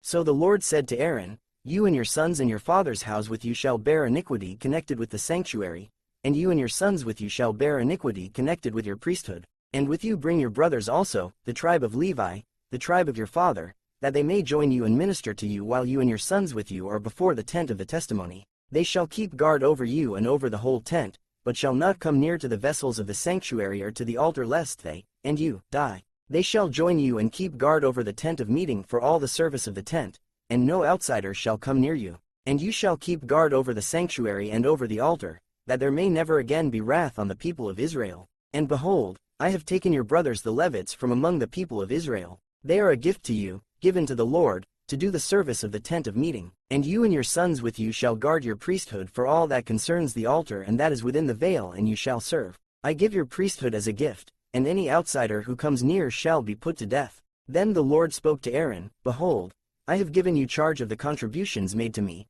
all the consecrated things of the people of Israel. I have given them to you as a portion and to your sons as a perpetual due. This shall be yours of the most holy things, reserved from the fire every offering of theirs, every grain offering of theirs and every sin offering of theirs and every guilt offering of theirs, which they render to me, shall be most holy to you and to your sons. In a most holy place shall you eat it, every male may eat it, it is holy to you. This also is yours, the contribution of their gift, all the wave offerings of the people of Israel. I have given them to you, and to your sons and daughters with you, as a perpetual due. Everyone who is clean in your house may eat it, all the best of the oil and all the best of the wine and of the grain, the first fruits of what they give to the Lord, I give to you. The first ripe fruits of all that is in their land, which they bring to the Lord, shall be yours. Everyone who is clean in your house may eat it. Every devoted thing in Israel shall be yours. Everything that opens the womb of all flesh, whether man or beast, which they offer to the Lord, shall be yours. Nevertheless, the firstborn of man you shall redeem,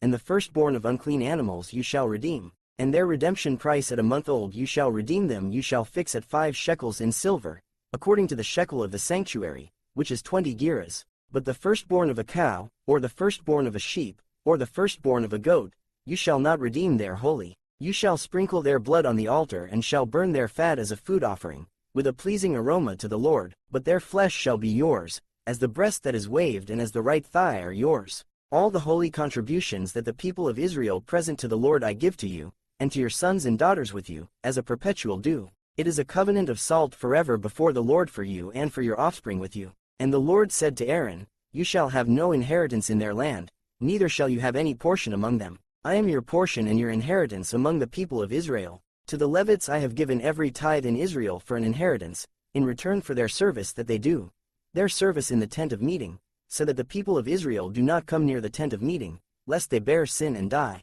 But the Levites shall do the service of the tent of meeting, and they shall bear their iniquity. It shall be a perpetual statute throughout your generations, and among the people of Israel they shall have no inheritance. For the tithe of the people of Israel, which they present as a contribution to the Lord, I have given to the Levites for an inheritance. Therefore I have said of them that they shall have no inheritance among the people of Israel. And the Lord spoke to Moses, saying, Moreover, you shall speak and say to the Levites, when you take from the people of Israel the tithe that I have given you from them for your inheritance, then you shall present a contribution from it to the Lord, a tithe of the tithe. And your contribution shall be counted to you as though it were the grain of the threshing floor, and as the fullness of the winepress. So you shall also present a contribution to the Lord from all your tithes, which you receive from the people of Israel. And from it you shall give the Lord's contribution to Aaron the priest. Out of all the gifts to you, you shall present every contribution due to the Lord, from each its best part is to be dedicated. Therefore you shall say to them, when you have offered from it the best of it, then the rest shall be counted to the Levites as produce of the threshing floor,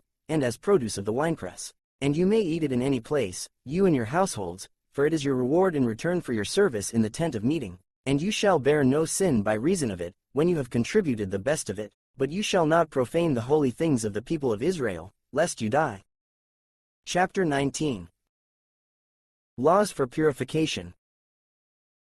Now the Lord spoke to Moses and to Aaron, saying, This is the statute of the law that the Lord has commanded. Tell the people of Israel to bring you a red heifer without defect, in which there is no blemish, and on which a yoke has never come. And you shall give it to Eleazar the priest, and it shall be taken outside the camp and slaughtered before him. And Eleazar the priest shall take some of its blood with his finger, and sprinkle some of its blood toward the front of the tent of meeting 7 times. And the heifer shall be burned in his sight. Its skin, its flesh, and its blood, with its dung, shall be burned. And the priest shall take cedar wood and hyssop and scarlet yarn, and throw them into the fire, burning the heifer. Then the priest shall wash his clothes and bathe his body in water, and afterward he may come into the camp.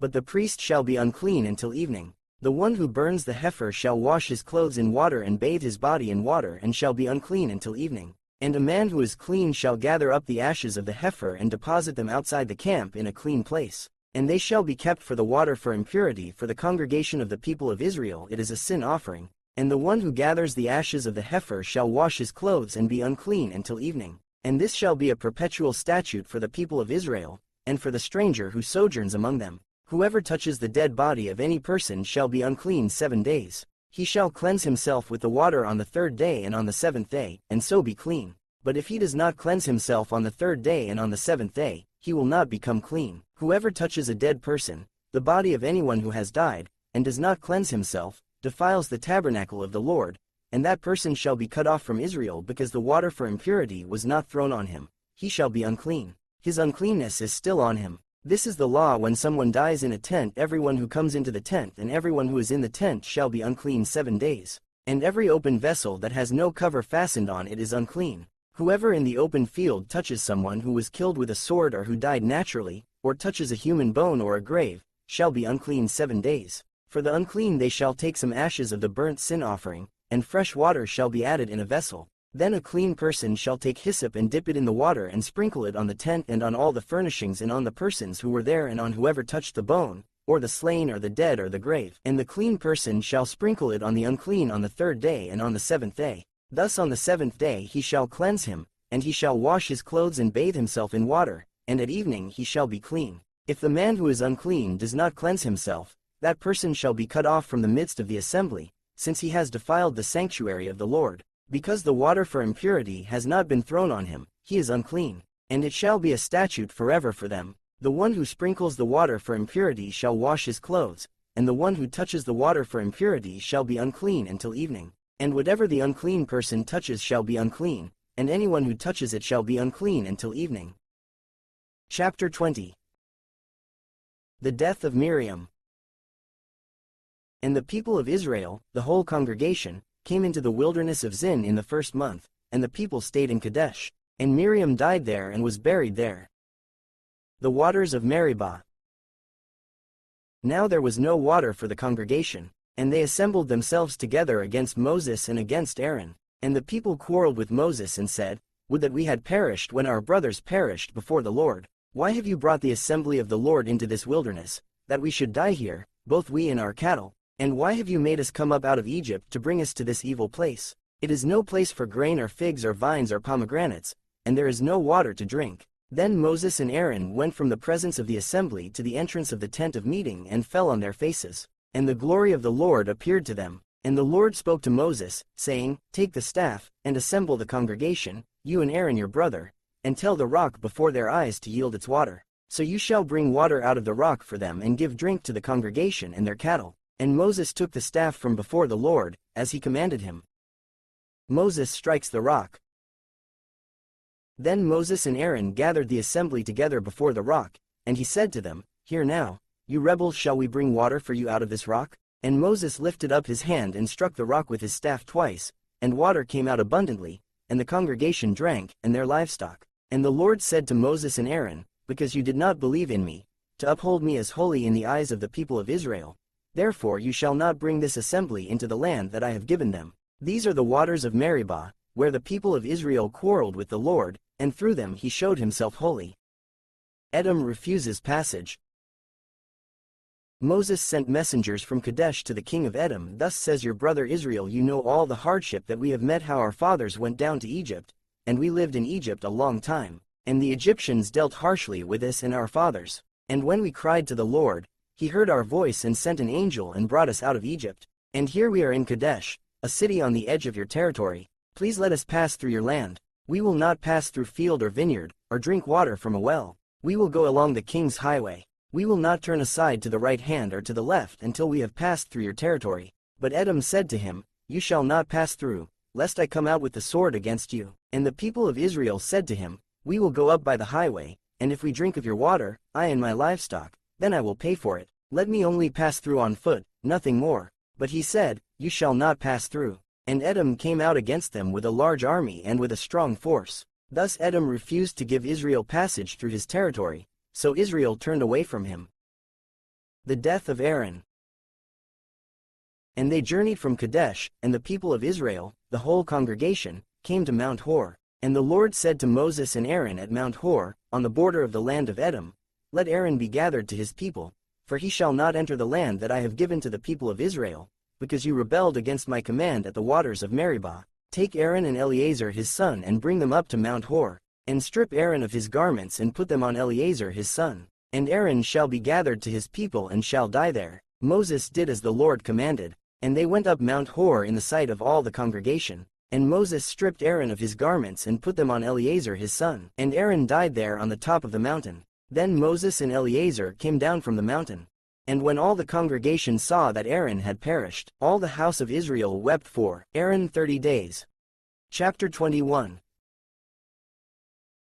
Arad destroyed.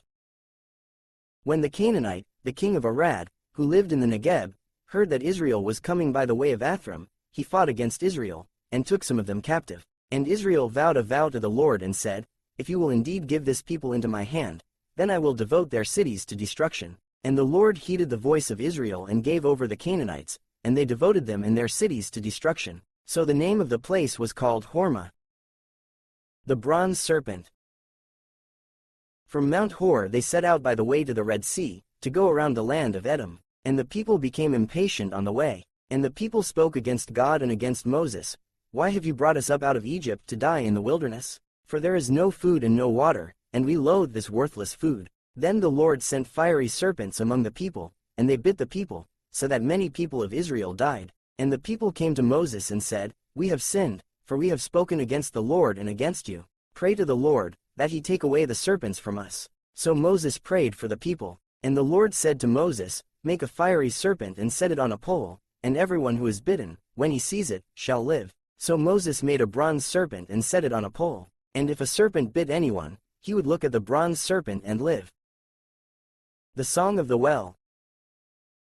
And the people of Israel set out and camped in Oboth. And they set out from Oboth and camped at Abarim, in the wilderness that is opposite Moab, toward the sunrise. From there they set out and camped in the valley of Zerd. From there they set out and camped on the other side of the Arnon, which is in the wilderness that extends from the border of the Amorites, for the Arnon is the border of Moab, between Moab and the Amorites. Therefore it is said in the book of the wars of the Lord, Wahab in Suphah, and the valleys of the Arnon, and the slope of the valleys that extends to the seat of Ar, and leans to the border of Moab. And from there they continued to Beer, that is the well of which the Lord said to Moses, "Gather the people together, so that I may give them water." Then Israel sang this song, "Spring up, O well, sing to it, the well that the princes made, that the nobles of the people dug, with the scepter and with their staffs." And from the wilderness they went on to Mattanah, and from Mattanah to Nahaliel, and from Nahaliel to Bamoth, and from Bamoth to the valley lying in the region of Moab by the top of Pisgah that looks down on the desert.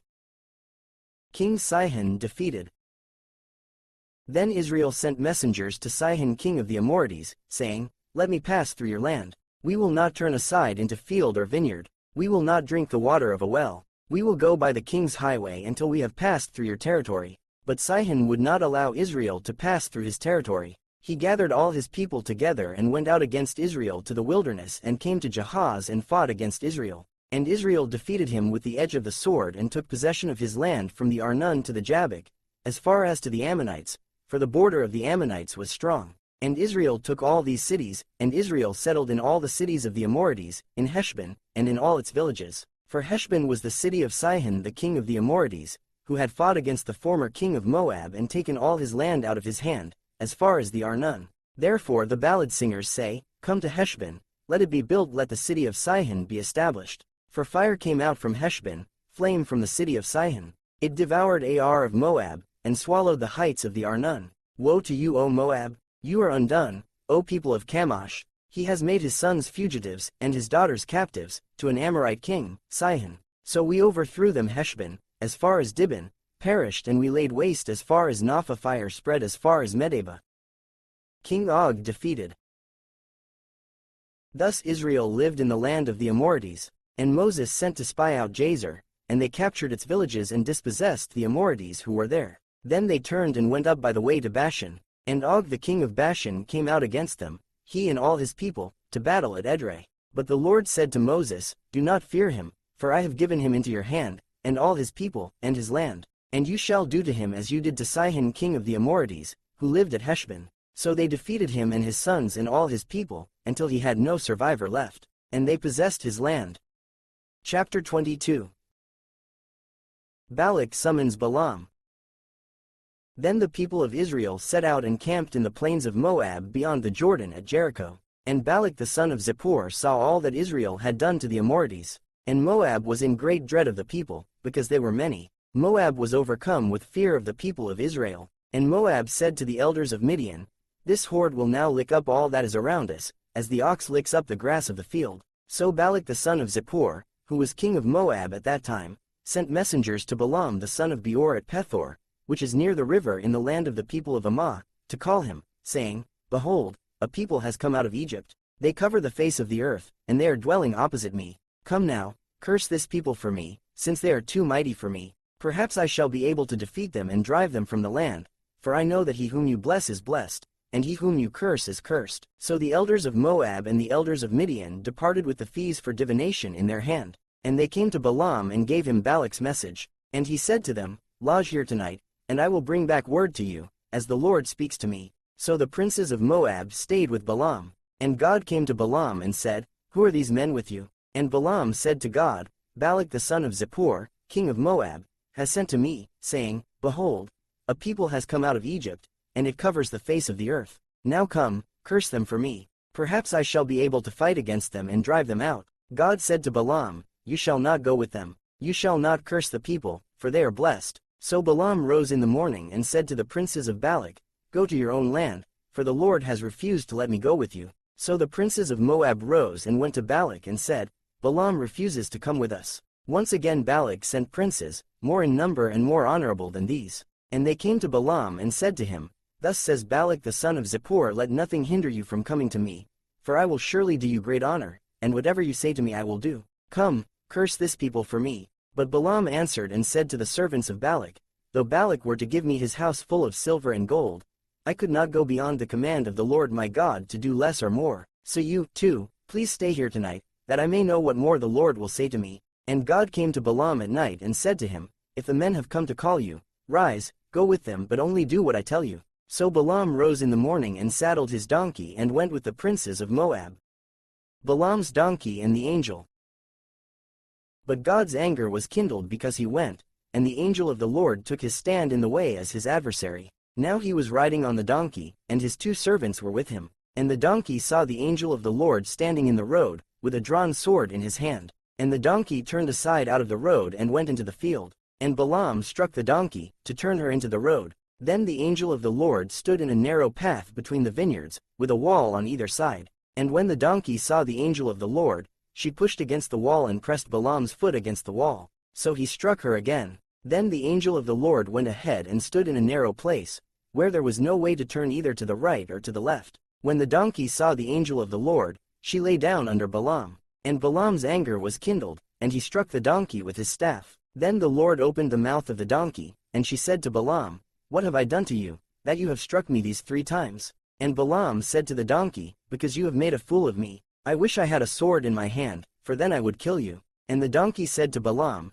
Am I not your donkey, on which you have ridden all your life long to this day? Is it my habit to treat you this way? And he said, Number. Then the Lord opened the eyes of Balaam, and he saw the angel of the Lord standing in the way, with his drawn sword in his hand. And he bowed down and fell on his face. And the angel of the Lord said to him, Why have you struck your donkey these 3 times? Behold, I have come out to oppose you because your way is perverse before me. The donkey saw me and turned aside before me these 3 times. If she had not turned aside from me, surely just now I would have killed you and let her live. Then Balaam said to the angel of the Lord, I have sinned, for I did not know that you stood in the road against me. Now therefore, if it is evil in your sight, I will turn back. And the angel of the Lord said to Balaam, Go with the men, but speak only the word that I tell you. So Balaam went on with the princes of Balak. When Balak heard that Balaam had come, he went out to meet him at the city of Moab, on the border formed by the Arnon, at the extremity of the border. And Balak said to Balaam, Did I not send to you to call you?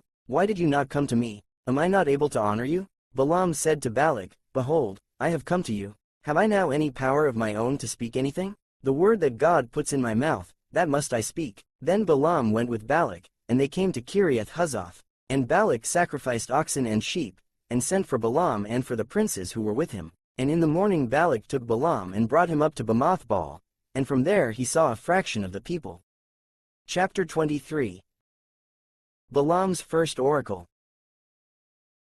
And Balaam said to Balak, Build for me here 7 altars, and prepare for me here 7 bulls and 7 rams. Balak did as Balaam had said, and Balak and Balaam offered on each altar a bull and a ram. And Balaam said to Balak, Stand beside your burnt offering, and I will go. Perhaps the Lord will come to meet me, and whatever he shows me I will tell you. And he went to a bare height, and God met Balaam. And Balaam said to him, I have arranged the 7 altars, and I have offered on each altar a bull and a ram. And the Lord put a word in Balaam's mouth and said, Return to Balak, and thus you shall speak. And he returned to him, and behold, he and all the princes of Moab were standing beside his burnt offering. And Balaam took up his discourse and said, From Aram Balak has brought me, the king of Moab from the eastern mountains. Come, curse Jacob for me, and come, denounce Israel. How can I curse whom God has not cursed? How can I denounce whom the Lord has not denounced? For from the top of the crags I see him, from the hills I behold him. Behold, a people dwelling alone, and not counting itself among the nations. Who can count the dust of Jacob or number the fourth part of Israel? Let me die the death of the upright, and let my end be like his. And Balak said to Balaam, What have you done to me? I took you to curse my enemies, and behold, you have done nothing but bless them. And he answered and said, Must I not take care to speak what the Lord puts in my mouth? Balaam's second oracle.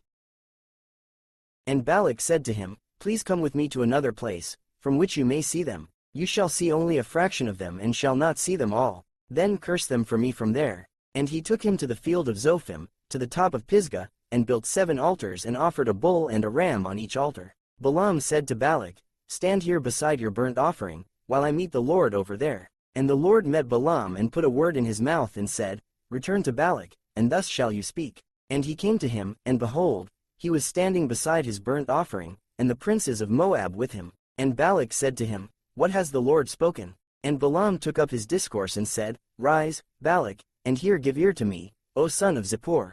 God is not man, that he should lie, or a son of man, that he should change his mind. Has he said, and will he not do it? Or has he spoken, and will he not fulfill it? Behold, I received a command to bless, he has blessed, and I cannot revoke it. He has not beheld misfortune in Jacob, nor has he seen trouble in Israel. The Lord their God is with them, and the shout of a king is among them. God brings them out of Egypt and is for them like the horns of the wild ox. For there is no enchantment against Jacob, no divination against Israel. Now it shall be said of Jacob and Israel, What has God wrought? Behold, a people, as a lioness it rises up, and as a lion it lifts itself. It does not lie down until it has devoured the prey and drunk the blood of the slain. And Balak said to Balaam, Do not curse them at all, and do not bless them at all. But Balaam answered Balak, Did I not tell you, all that the Lord says, that I must do? And Balak said to Balaam, Come now, I will take you to another place. Perhaps it will please God that you may curse them for me from there. So Balak took Balaam to the top of Peor, which overlooks the desert. And Balaam said to Balak, Build for me here 7 altars and prepare for me here 7 bulls and 7 rams. And Balak did as Balaam had said, and offered a bull and a ram on each altar. Chapter 24. Balaam's third oracle. When Balaam saw that it pleased the Lord to bless Israel, he did not go, as at other times, to look for omens, but set his face toward the wilderness. And Balaam lifted up his eyes and saw Israel camping tribe by tribe. And the Spirit of God came upon him, and he took up his discourse and said, The oracle of Balaam the son of Beor, the oracle of the man whose eye is opened, the oracle of him who hears the words of God, who sees the vision of the Almighty, falling down with his eyes uncovered. How lovely are your tents, O Jacob, your encampments, O Israel, like palm groves that stretch afar, like gardens beside a river, like aloes that the Lord has planted, like cedar trees beside the waters. Water shall flow from his buckets, and his seed shall be in many waters. His king shall be higher than Agag, and his kingdom shall be exalted. God brings him out of Egypt and is for him like the horns of the wild ox. He shall eat up the nations, his adversaries, and shall break their bones in pieces and pierce them through with his arrows. He crouched, he lay down like a lion and like a lioness. Who will rouse him up? Blessed are those who bless you, and cursed are those who curse you. And Balak's anger was kindled against Balaam, and he struck his hands together. And Balak said to Balaam, I called you to curse my enemies, and behold, you have blessed them these 3 times. Therefore now flee to your own place. I said, I will certainly honor you, but the Lord has held you back from honor. And Balaam said to Balak, Did I not tell your messengers whom you sent to me, if Balak should give me his house full of silver and gold, I would not be able to go beyond the word of the Lord, to do either good or bad of my own will. What the Lord speaks, that will I speak. And now, behold, I am going to my people. Come, I will let you know what this people will do to your people in the latter days. Balaam's final oracle. And he took up his discourse and said, The oracle of Balaam the son of Beor, the oracle of the man whose eye is opened, the oracle of him who hears the words of God, and knows the knowledge of the Most High, who sees the vision of the Almighty, falling down with his eyes uncovered. I see him, but not now. I behold him, but not near. A star shall come out of Jacob, and a scepter shall rise out of Israel. It shall crush the forehead of Moab and break down all the sons of Sheth. Edom shall be dispossessed. Seir also, his enemies, shall be dispossessed. Israel is doing valiantly, and one from Jacob shall exercise dominion and destroy the survivors of cities. Then he looked on Amalek and took up his discourse and said, Amalek was the first among the nations, but its end is utter destruction. And he looked on the Kenite, and took up his discourse and said, Enduring is your dwelling place, and your nest is set in the rock. Nevertheless, Cain shall be burned when Asshur takes you away captive. And he took up his discourse and said, Alas, who shall live when God does this? But ships shall come from Kittim and shall afflict Asshur and Eber, and he too shall come to utter destruction. Then Balaam rose and went back to his place, and Balak also went his way. Chapter 25. Baal worship at Peor. While Israel lived in Shittim, the people began to whore with the daughters of Moab. These invited the people to the sacrifices of their gods, and the people ate and bowed down to their gods. So Israel yoked himself to Baal of Peor, and the anger of the Lord was kindled against Israel. And the Lord said to Moses, Take all the chiefs of the people and hang them in the sun before the Lord, that the fierce anger of the Lord may turn away from Israel. And Moses said to the judges of Israel, Each of you kill those of his men who have yoked themselves to Baal of Peor. And behold, one of the people of Israel came and brought a Midianite woman to his family, in the sight of Moses and in the sight of the whole congregation of the people of Israel, while they were weeping in the entrance of the tent of meeting. When Phinehas the son of Eleazar, son of Aaron the priest, saw it, he rose and left the congregation and took a spear in his hand and went after the man of Israel into the chamber and pierced both of them, the man of Israel and the woman through her belly. Thus the plague on the people of Israel was stopped. Nevertheless, those who died by the plague were 24,000. The zeal of Phinehas. And the Lord said to Moses, Phinehas the son of Eleazar, son of Aaron the priest, has turned back my wrath from the people of Israel, in that he was jealous with my jealousy among them, so that I did not consume the people of Israel in my jealousy. Therefore say, Behold, I give to him my covenant of peace, and it shall be to him and to his descendants after him the covenant of a perpetual priesthood, because he was jealous for his God and made atonement for the people of Israel. The name of the slain man of Israel, who was killed with the Midianite woman, was Zimri the son of Salu, chief of a father's house belonging to the Simeonites. And the name of the Midianite woman who was killed was Cosbi the daughter of Zur, who was the tribal head of a father's house in Midian. And the Lord spoke to Moses, saying, Harass the Midianites and strike them down, for they have harassed you with their wiles, with which they beguiled you in the matter of Peor, and in the matter of Cosbi, the daughter of the chief of Midian, their sister, who was killed on the day of the plague on account of Peor. Chapter 26. Census of the new generation. After the plague, the Lord said to Moses and to Eleazar the son of Aaron, the priest, Take a census of all the congregation of the people of Israel, from 20 years old and upward, by their fathers' houses, all in Israel who are able to go to war. And Moses and Eleazar the priest spoke with them in the plains of Moab by the Jordan at Jericho, saying, Take a census of the people, from 20 years old and upward, as the Lord commanded Moses. The people of Israel who came out of the land of Egypt were Reuben, the firstborn of Israel, the sons of Reuben of Hanach, the clan of the Hanachites of Palu, the clan of the Palevites of Hezron, the clan of the Hezronites of Carmi, the clan of the Carmites. These are the clans of the Reubenites, and those listed were 43,730, and the sons of Palu Eliab, the sons of Eliab Nemuel, Dathan, and Abiram. These are the Dathan and Abiram, chosen from the congregation, who contended against Moses and Aaron in the company of Korah, when they contended against the Lord, and the earth opened its mouth and swallowed them up together with Korah, when that company died, when the fire devoured 250 men, and they became a warning. But the sons of Korah did not die. The sons of Simeon according to their clans of Nemuel, the clan of the Nemalites of Hamin, the clan of the Jaminites of Jachin, the clan of the Jachinites of Zerah, the clan of the Zerahites of Shaul, the clan of the Shaulites. These are the clans of the Simeonites 22,200, the sons of Gad according to their clans of Zephon, the clan of the Zephonites of Haggi, the clan of the Haggites of Shuni, the clan of the Shunites of Ozni, the clan of the Oznites of Eri, the clan of the Arites of Arod, the clan of the Arodites of Areli, the clan of the Arlites. These are the clans of the sons of Gad as they were listed, 40,500. The sons of Judah were and Onan, and and Onan died in the land of Canaan. And the sons of Judah according to their clans were of Shelah, the clan of the Shelonites of Perez, the clan of the Perezites of Zerah, the clan of the Zerahites. And the sons of Perez were of Hezron, the clan of the Hezronites of Hamel, the clan of the Hamulites.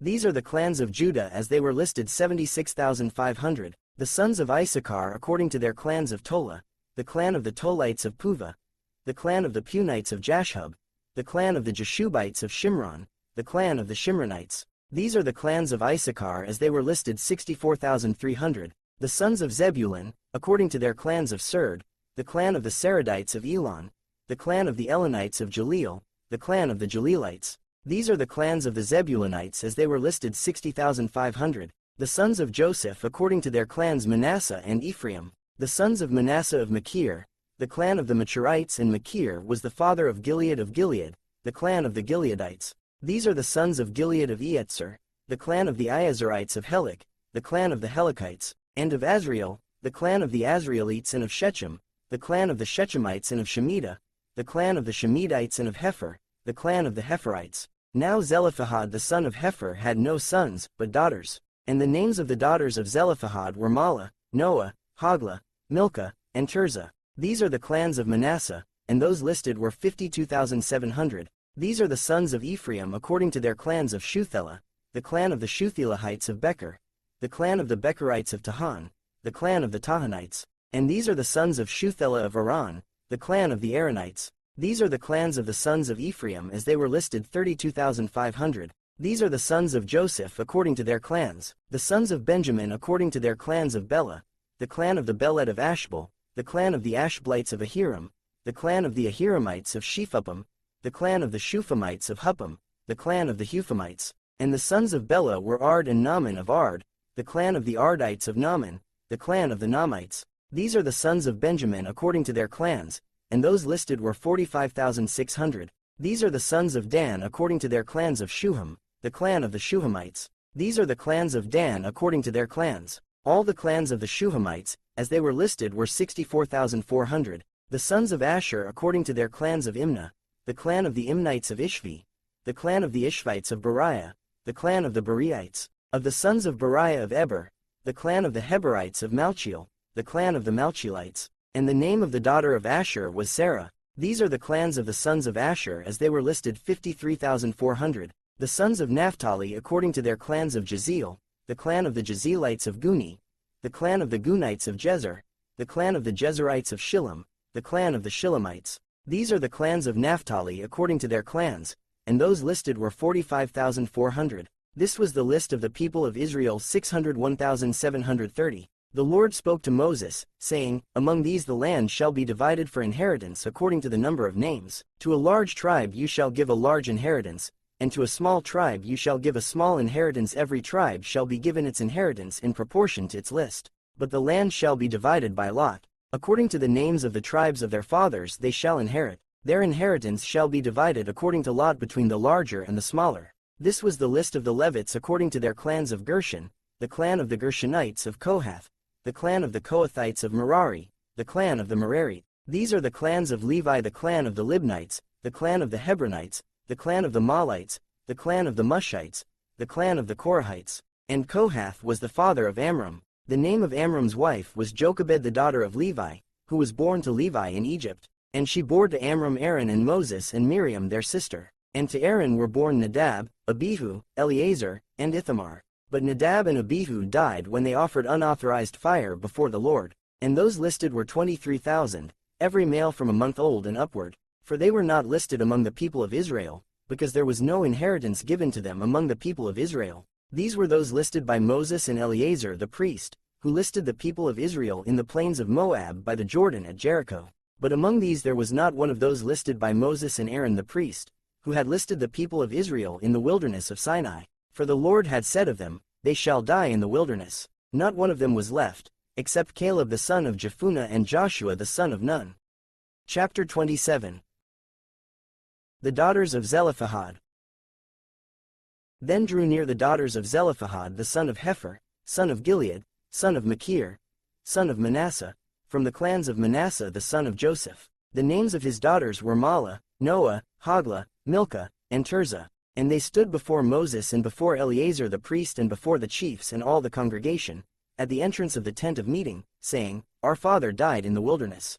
He was not among the company of those who gathered themselves together against the Lord in the company of Korah, but died for his own sin. And he had no sons. Why should the name of our father be taken away from his clan because he had no son? Give to us a possession among our father's brothers. Moses brought their case before the Lord, and the Lord said to Moses, The daughters of Zelophehad are right. You shall give them possession of an inheritance among their father's brothers and transfer the inheritance of their father to them. And you shall speak to the people of Israel, saying, If a man dies and has no son, then you shall transfer his inheritance to his daughter. And if he has no daughter, then you shall give his inheritance to his brothers. And if he has no brothers, then you shall give his inheritance to his father's brothers. And if his father has no brothers, then you shall give his inheritance to the nearest kinsman of his clan, and he shall possess it. And it shall be for the people of Israel a statute and rule, as the Lord commanded Moses.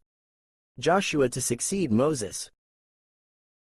The Lord said to Moses, Go up into this mountain of Abarim and see the land that I have given to the people of Israel. When you have seen it, you also shall be gathered to your people, as your brother Aaron was, because you rebelled against my word in the wilderness of Zin when the congregation quarreled, failing to uphold me as holy at the waters before their eyes. These are the waters of Meribah of Kadesh in the wilderness of Zin. Moses spoke to the Lord, saying, Let the Lord, the God of the spirits of all flesh, appoint a man over the congregation who shall go out before them and come in before them, who shall lead them out and bring them in, that the congregation of the Lord may not be as sheep that have no shepherd. So the Lord said to Moses, Take Joshua the son of Nun, a man in whom is the Spirit, and lay your hand on him. Make him stand before Eleazar the priest and all the congregation, and you shall commission him in their sight. You shall invest him with some of your authority, that all the congregation of the people of Israel may obey. And he shall stand before Eleazar the priest, who shall inquire for him by the judgment of the Urim before the Lord. At his word they shall go out,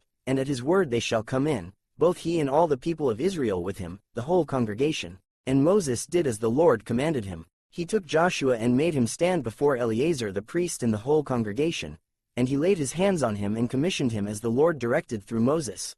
Chapter 28. Daily Offerings. The Lord spoke to Moses, saying, Command the people of Israel and say to them, My offering, my food for my food offerings, my pleasing aroma, you shall be careful to offer to me at its appointed time. And you shall say to them, This is the food offering that you shall offer to the Lord: 2 male lambs a year old without blemish, day by day, as a regular offering. The one lamb you shall offer in the morning, and the other lamb you shall offer at twilight, also 1/10 of an ephah of fine flour for a grain offering, mixed with 1/4 of a hin of beaten oil. It is a regular burnt offering, which was ordained at Mount Sinai for a pleasing aroma, a food offering to the Lord. Its drink offering shall be 1/4 of a hin for each lamb. In the holy place you shall pour out a drink offering of strong drink to the Lord. The other lamb you shall offer at twilight, like the grain offering of the morning, and like its drink offering, you shall offer it as a food offering, with a pleasing aroma to the Lord. Sabbath offerings. On the Sabbath day 2 male lambs a year old without blemish, and 2/10 of an ephah of fine flour for a grain offering, mixed with oil, and its drink offering. This is the burnt offering of every Sabbath, besides the regular burnt offering and its drink offering. Monthly offerings. At the beginnings of your months, you shall offer a burnt offering to the Lord: 2 bulls from the herd, 1 ram, 7 male lambs a year old without blemish, also 3/10 of an ephah of fine flour for a grain offering, mixed with oil, for each bull, and 2/10 of fine flour for a grain offering, mixed with oil, for the 1 ram, and 1/10 of fine flour mixed with oil as a grain offering for every lamb, for a burnt offering with a pleasing aroma, a food offering to the Lord. Their drink offerings shall be 1/2 a hin of wine for a bull, 1/3 of a hin for a ram, and 1/4 of a hin for a lamb. This is the burnt offering of each month throughout the months of the year. Also 1 male goat for a sin offering to the Lord. It shall be offered besides the regular burnt offering and its drink offering. Passover offerings. On the 14th day of the first month is the Lord's Passover, and on the 15th day of this month is a feast. 7 days shall unleavened bread be eaten. On the first day there shall be a holy convocation. You shall not do any ordinary work, but offer a food offering, a burnt offering to the Lord: 2 bulls from the herd, 1 ram, and 7 male lambs a year old. See that they are without blemish. Also their grain offering of fine flour mixed with oil, 3/10 of an ephah shall you offer for a bull, and 2/10 for a ram. 1/10 shall you offer for each of the 7 lambs. Also 1 male goat for a sin offering, to make atonement for you. You shall offer these besides the burnt offering of the morning, which is for a regular burnt offering. In the same way you shall offer daily, for 7 days, the food of a food offering, with a pleasing aroma to the Lord. It shall be offered besides the regular burnt offering and its drink offering. And on the 7th day you shall have a holy convocation. You shall not do any ordinary work. Offerings for the Feast of Weeks. On the day of the first fruits, when you offer a grain offering of new grain to the Lord at your Feast of Weeks, you shall have a holy convocation. You shall not do any ordinary work, but offer a burnt offering, with a pleasing aroma to the Lord 2 bulls from the herd 1 ram, 7 male lambs a year old also their grain offering of fine flour mixed with oil, 3/10 of an ephah for each bull, 2/10 for 1 ram, 1/10 for each of the 7 lambs with 1 male goat, to make atonement for you. Besides the regular burnt offering and its grain offering, you shall offer them and their drink offering. See that they are without blemish. Chapter 29. Offerings for the Feast of Trumpets.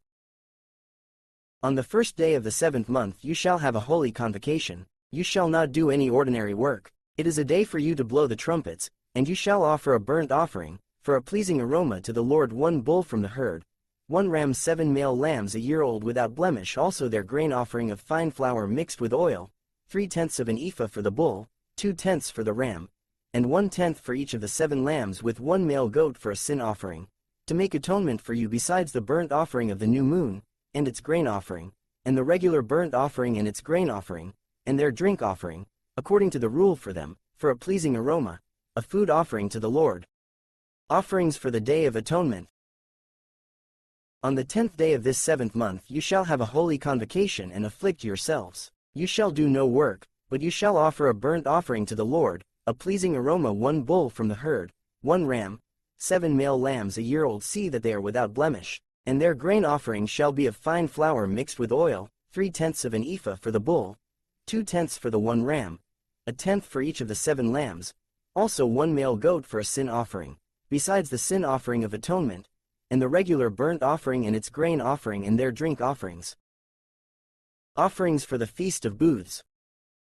On the 15th day of the 7th month you shall have a holy convocation. You shall not do any ordinary work, and you shall keep a feast to the Lord 7 days. And you shall offer a burnt offering, a food offering, with a pleasing aroma to the Lord, 13 bulls from the herd, 2 rams, 14 male lambs a year old they shall be without blemish and their grain offering of fine flour mixed with oil, 3/10 of an ephah for each of the 13 bulls, 2/10 for each of the 2 rams, and 1/10 for each of the 14 lambs also 1 male goat for a sin offering, besides the regular burnt offering, its grain offering and its drink offering. On the 2nd day 12 bulls from the herd, 2 rams, 14 male lambs a year old without blemish, with the grain offering and the drink offerings for the bulls, for the rams, and for the lambs, in the prescribed quantities also 1 male goat for a sin offering, besides the regular burnt offering and its grain offering, and their drink offerings. On the 3rd day 11 bulls, 2 rams, 14 male lambs a year old without blemish, with the grain offering and the drink offerings for the bulls, for the rams,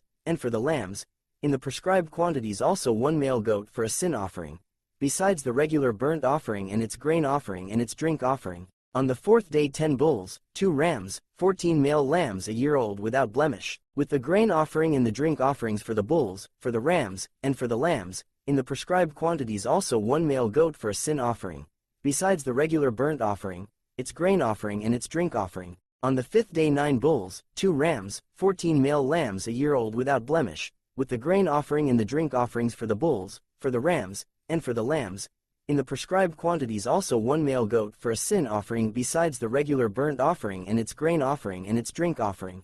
On the 6th day 8 bulls, 2 rams, 14 male lambs a year old without blemish, with the grain offering and the drink offerings for the bulls, for the rams, and for the lambs, in the prescribed quantities also 1 male goat for a sin offering besides the regular burnt offering, its grain offering, and its drink offerings. On the 7th day 7 bulls, 2 rams, 14 male lambs a year old without blemish, with the grain offering and the drink offerings for the bulls, for the rams, and for the lambs, in the prescribed quantities also 1 male goat for a sin offering besides the regular burnt offering, its grain offering, and its drink offering. On the 8th day you shall have a solemn assembly. You shall not do any ordinary work, but you shall offer a burnt offering, a food offering, with a pleasing aroma to the Lord 1 bull, 1 ram, 7 male lambs a year old without blemish, and the grain offering and the drink offerings for the bull, for the ram, and for the lambs, in the prescribed quantities also 1 male goat for a sin offering besides the regular burnt offering and its grain offering and its drink offering.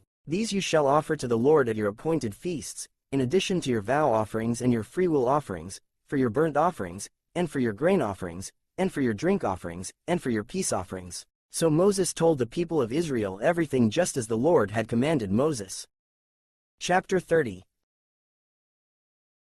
Men and Vows. Moses spoke to the heads of the tribes of the people of Israel, saying, "This is what the Lord has commanded. If a man vows a vow to the Lord, or swears an oath to bind himself by a pledge, he shall not break his word. He shall do according to all that proceeds out of his mouth."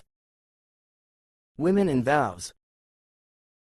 If a woman vows a vow to the Lord and binds herself by a pledge, while within her father's house in her youth, and her father hears of her vow and of her pledge by which she has bound herself and says nothing to her, then all her vows shall stand, and every pledge by which she has bound herself shall stand. But if her father opposes her on the day that he hears of it, no vow of hers, no pledge by which she has bound herself shall stand, and the Lord will forgive her, because her father opposed her. If she marries a husband, while under her vows or any thoughtless utterance of her lips by which she has bound herself, and her husband hears of it and says nothing to her on the day that he hears, then her vows shall stand, and her pledges by which she has bound herself shall stand. But if, on the day that her husband comes to hear of it, he opposes her, then he makes void her vow that was on her, and the thoughtless utterance of her lips by which she bound herself, and the Lord will forgive her. But any vow of a widow or of a divorced woman, anything by which she has bound herself, shall stand against her. And if she vowed in her husband's house or bound herself by a pledge with an oath,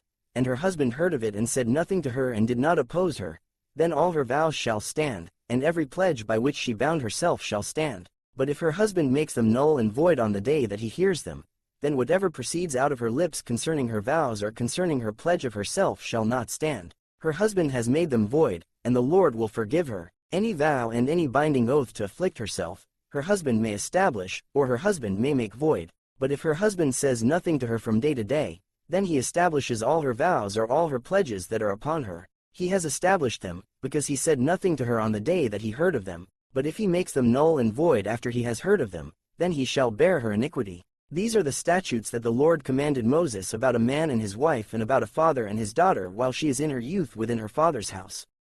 Chapter 31. Vengeance on Midian. The Lord spoke to Moses, saying, "Avenge the people of Israel on the Midianites. Afterward you shall be gathered to your people." So Moses spoke to the people, saying, "Arm men from among you for the war, that they may go against Midian to execute the Lord's vengeance on Midian. You shall send 1,000 from each of the tribes of Israel to the war." So there were provided, out of the thousands of Israel, 1,000 from each tribe, 12,000 armed for war. And Moses sent them to the war, 1,000 from each tribe, together with Phinehas the son of Eleazar the priest, with the vessels of the sanctuary and the trumpets for the alarm in his hand. They warred against Midian, as the Lord commanded Moses, and killed every male. They killed the kings of Midian with the rest of their slain, Evi, Rechem, Zur, Hur, and Reba, the 5 kings of Midian. And they also killed Balaam the son of Beor with the sword. And the people of Israel took captive the women of Midian and their little ones, and they took as plunder all their cattle, their flocks, and all their goods, all their cities in the places where they lived, and all their encampments, they burned with fire, and took all the spoil and all the plunder, both of man and of beast. Then they brought the captives and the plunder and the spoil to Moses, and to Eleazar the priest, and to the congregation of the people of Israel, at the camp on the plains of Moab by the Jordan at Jericho. Moses and Eleazar the priest and all the chiefs of the congregation went to meet them outside the camp. And Moses was angry with the officers of the army, the commanders of thousands and the commanders of hundreds, who had come from service in the war. Moses said to them, "Have you let all the women live? Behold, these, on Balaam's advice, caused the people of Israel to act treacherously against the Lord in the incident of Peor, and so the plague came among the congregation of the Lord. Now therefore, kill every male among the little ones, and kill every woman who has known man by lying with him. But all the young girls who have not known man by lying with him keep alive for yourselves. Encamp outside the camp 7 days. Whoever of you has killed any person and whoever has touched any slain, purify yourselves and your captives on the 3rd day and on the 7th day. You shall purify every garment,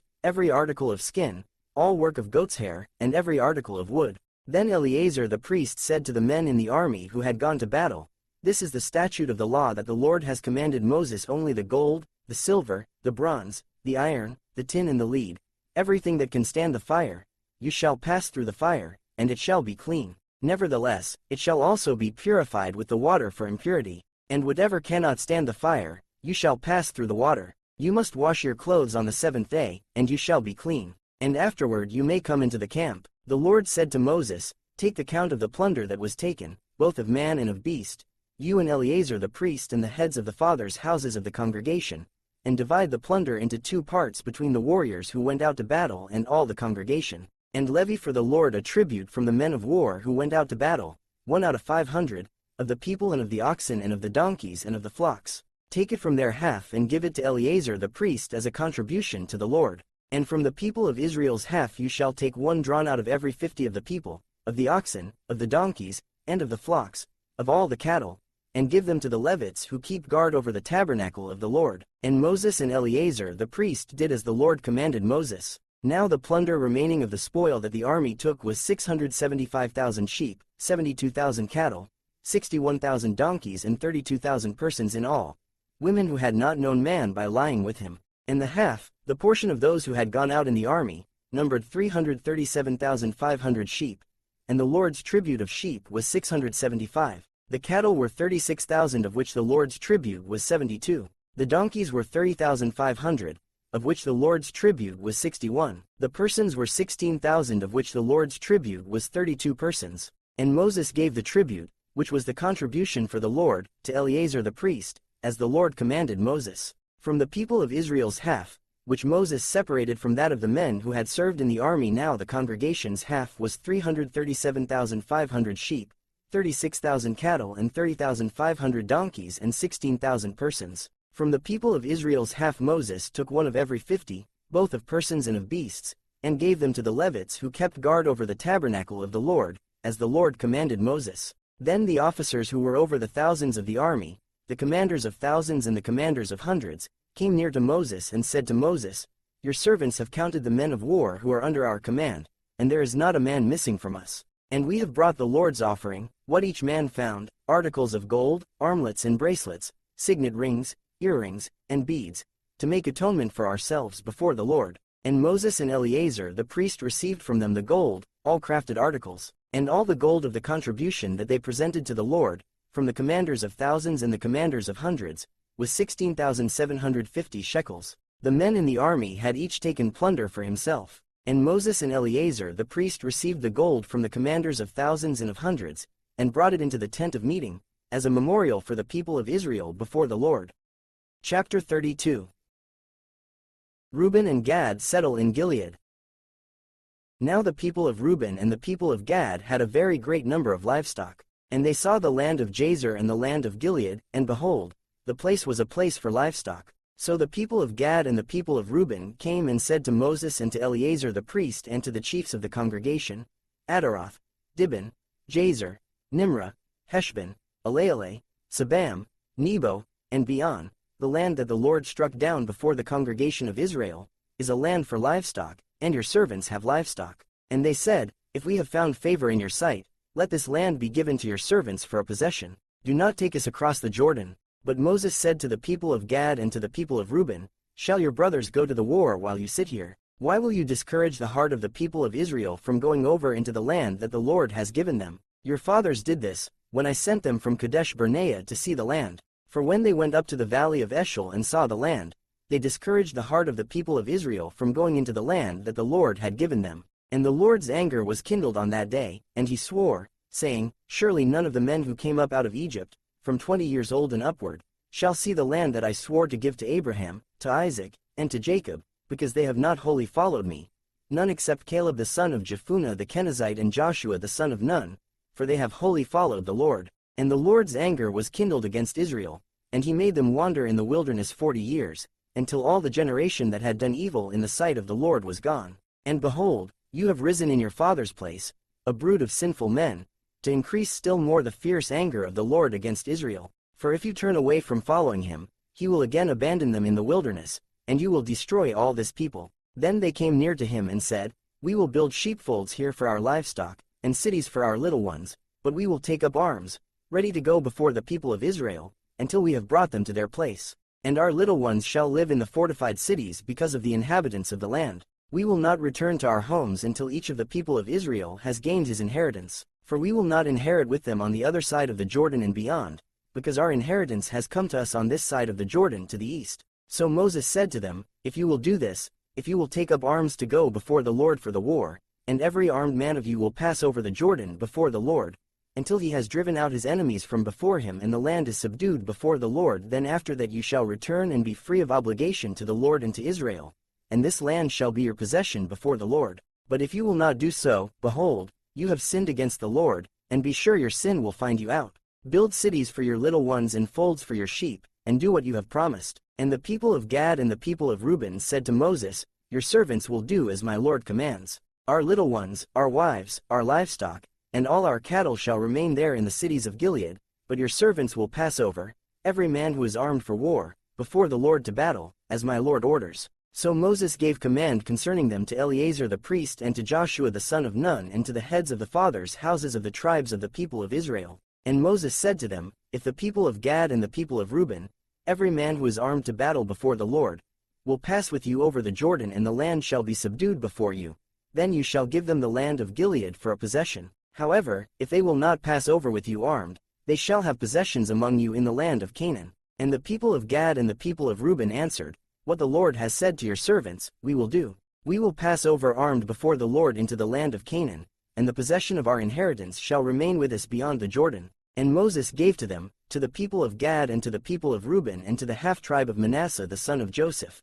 the kingdom of Sihon king of the Amorites and the kingdom of Og king of Bashan, the land and its cities with their territories, the cities of the land throughout the country. And the people of Gad built Dibon, Ataroth, Aroer, Atreth-Shaphan, Jazer, Jogbehah, Beth Nimrah and Beth Haran, fortified cities and folds for sheep. And the people of Reuben built Heshbon, Elealeh, Kiriathaim, Nebo, and Baal-meon, their names were changed, and Sibmah. And they gave other names to the cities that they built. And the sons of Machir the son of Manasseh went to Gilead and captured it, and dispossessed the Amorites who were in it. And Moses gave Gilead to Machir the son of Manasseh, and he settled in it. And Jair the son of Manasseh went and captured their villages, and called them Havoth-Jair. And Nobah went and captured Kenneth and its villages, and called it Nobah, after his own name.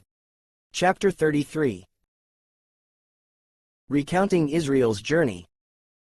These are the stages of the people of Israel, when they went out of the land of Egypt by their companies under the leadership of Moses and Aaron. Moses wrote down their starting places, stage by stage, by command of the Lord, and these are their stages according to their starting places. They set out from Ramesses in the first month, on the 15th day of the first month. On the day after the Passover, the people of Israel went out triumphantly in the sight of all the Egyptians, while the Egyptians were burying all their firstborn, whom the Lord had struck down among them. On their gods also the Lord executed judgments. So the people of Israel set out from Ramesses and camped at Succoth. And they set out from Succoth and camped at Etham, which is on the edge of the wilderness. And they set out from Etham and turned back to Pi-Haroth, which is east of Baal-Zephon, and they camped before Migdol. And they set out from before Haroth and passed through the midst of the sea into the wilderness.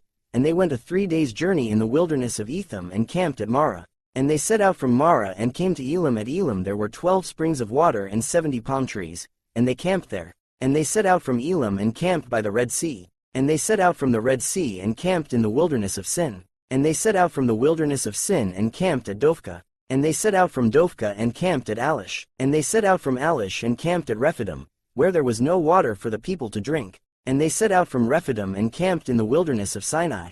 And they set out from the wilderness of Sinai and camped at Kibroth-Hattaavah. And they set out from Kibroth-Hattaavah and camped at Hazeroth. And they set out from Hazeroth and camped at Rithmah. And they set out from Rithmah and camped at Rimmon-Perez. And they set out from Rimmon-Perez and camped at Libnah. And they set out from Libnah and camped at Rissa. And they set out from Rissa and camped at Kehelatha. And they set out from Kehelatha and camped at Mount Shepher. And they set out from Mount Shepher and camped at Heradah. And they set out from Heradah and camped at Makheloth. And they set out from Makheloth and camped at Tahath. And they set out from Tahath and camped at Terah. And they set out from Terah and camped at Mithkah. And they set out from Mithkah and camped at Hashmonah. And they set out from Hashmonah and camped at Moseroth. And they set out from Moseroth and camped at Bene-Jaakan. And they set out from Bene-Jaakan and camped at Hor-Haggidgad. And they set out from Hor-Haggidgad and camped at Jotbatha. And they set out from Jotbatha and camped at Abrona. And they set out from Abrona and camped at Etzion-Geber. And they set out from Etzion-Geber and camped in the wilderness of Zin, that is Kadesh. And they set out from Kadesh and camped at Mount Hor, on the edge of the land of Edom. And Aaron the priest went up Mount Hor at the command of the Lord and died there, in the 40th year after the people of Israel had come out of the land of Egypt, on the first day of the 5th month. And Aarron was 123 years old when he died on Mount Hor. And the Canaanite, the king of Arad, who lived in the Negeb in the land of Canaan, heard of the coming of the people of Israel. And they set out from Mount Hor and camped at Zalmunna. And they set out from Zalmunna and camped at Punon. And they set out from Punon and camped at Oboth. And they set out from Oboth and camped at Abarim, in the territory of Moab. And they set out from Aim and camped at Dibon Gad. And they set out from Dibon Gad and camped at Almon Diblathaim. And they set out from Almon Diblathaim and camped in the mountains of Abarim, before Nebo. And they set out from the mountains of Abarim and camped in the plains of Moab by the Jordan at Jericho. They camped by the Jordan from Beth Jeshimoth as far as Abel Shittim in the plains of Moab. Drive out the inhabitants. And the Lord spoke to Moses in the plains of Moab by the Jordan at Jericho, saying, Speak to the people of Israel and say to them, When you pass over the Jordan into the land of Canaan, then you shall drive out all the inhabitants of the land from before you and destroy all their figured stones and destroy all their metal images and demolish all their high places. And you shall take possession of the land and settle in it, for I have given the land to you to possess it. You shall inherit the land by lot according to your clans. To a large tribe you shall give a large inheritance, and to a small tribe you shall give a small inheritance. Wherever the lot falls for anyone, that shall be his. According to the tribes of your fathers you shall inherit. But if you do not drive out the inhabitants of the land from before you, then those of them whom you let remain shall be as barbs in your eyes and thorns in your sides, and they shall trouble you in the land where you dwell. And I will do to you as I thought to do to them. Chapter 34. Boundaries of the land. The Lord spoke to Moses, saying, Command the people of Israel, and say to them, When you enter the land of Canaan, this is the land that shall fall to you for an inheritance. The land of Canaan is defined by its borders. Your south side shall be from the wilderness of Zin alongside Edom, and your southern border shall run from the end of the Salt Sea on the east. And your border shall turn south of the ascent of Akrabim, and cross to Zin, and its limit shall be south of Kadesh Barnea. Then it shall go on to Hazar Adar, and pass along to Asman. And the border shall turn from Asman to the brook of Egypt, and its limit shall be at the sea. For the western border, you shall have the great sea and its coast. This shall be your western border. This shall be your northern border. From the great sea you shall draw a line to Mount Hor. From Mount Hor you shall draw a line to Labo Hamath, and the limit of the border shall be at Zedad. Then the border shall extend to Ziphron, and its limit shall be at Hazar Enan. This shall be your northern border. You shall draw a line for your eastern border from Hazar Enan to Shepham, and the border shall go down from Shepham to Riblah on the east side of Ain. And the border shall go down and reach to the shoulder of the sea of Chinnereth on the east. And the border shall go down to the Jordan, and its limit shall be at the Salt Sea. This shall be your land as defined by its borders all around. Moses commanded the people of Israel, saying, This is the land that you shall inherit by lot, which the Lord has commanded to give to the 9 tribes and to the half-tribe. For the tribe of the people of Reuben by fathers' houses and the tribe of the people of Gad by their fathers' houses have received their inheritance, and also the half-tribe of Manasseh. The 2 tribes in the half-tribe have received their inheritance beyond the Jordan east of Jericho, toward the sunrise. List of tribal chiefs.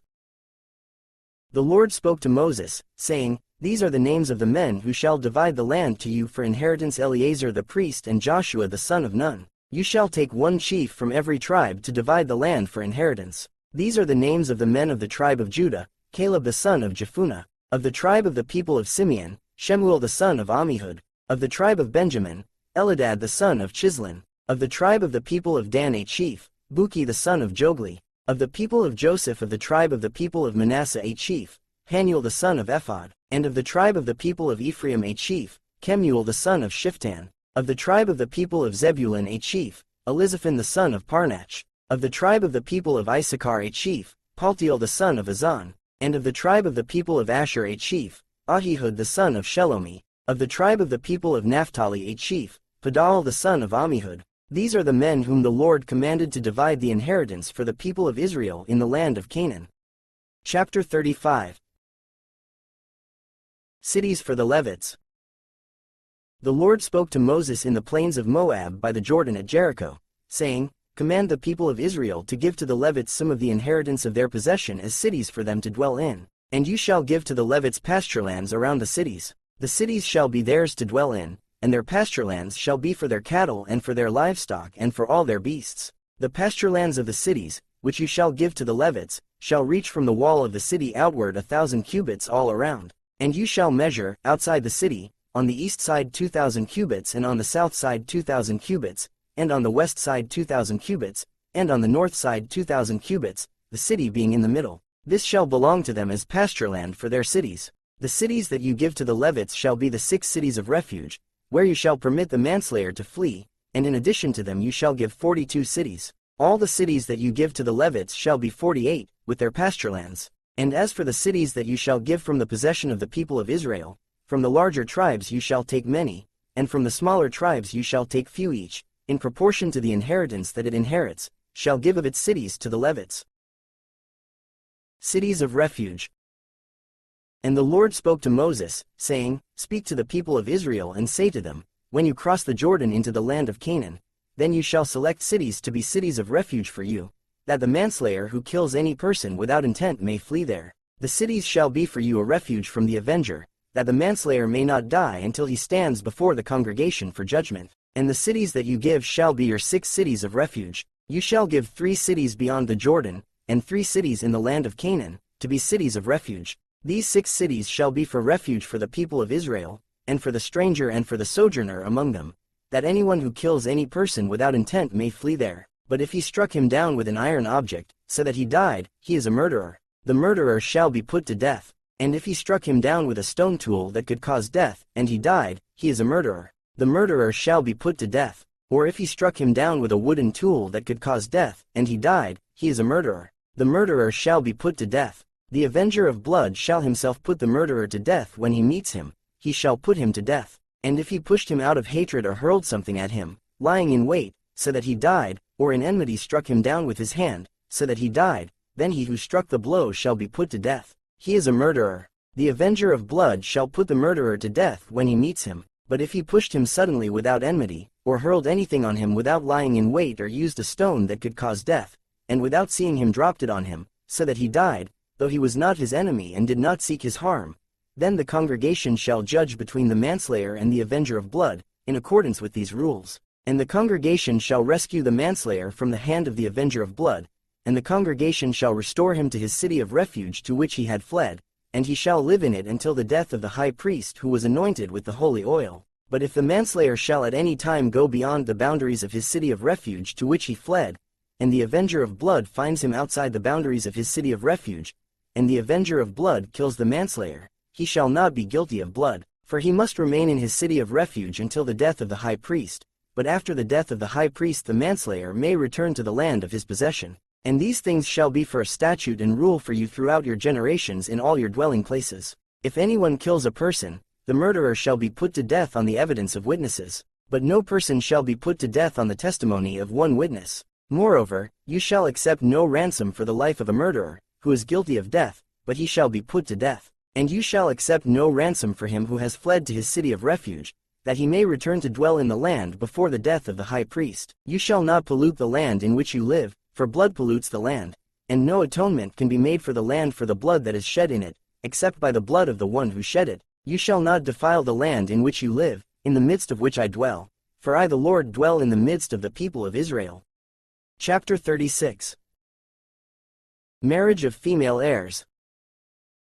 The heads of the fathers' houses of the clan of the people of Gilead the son of Machir, son of Manasseh, from the clans of the people of Joseph, came near and spoke before Moses and before the chiefs, the heads of the fathers' houses of the people of Israel. They said, The Lord commanded my Lord to give the land for inheritance by lot to the people of Israel, and my Lord was commanded by the Lord to give the inheritance of Zelophehad our brother to his daughters. But if they are married to any of the sons of the other tribes of the people of Israel, then their inheritance will be taken from the inheritance of our fathers and added to the inheritance of the tribe into which they marry. So it will be taken away from the lot of our inheritance. And when the jubilee of the people of Israel comes, then their inheritance will be added to the inheritance of the tribe into which they marry, and their inheritance will be taken from the inheritance of the tribe of our fathers. And Moses commanded the people of Israel according to the word of the Lord, saying, The tribe of the people of Joseph is right. This is what the Lord commands concerning the daughters of Zelophehad: let them marry whom they think best, only they shall marry within the clan of the tribe of their father.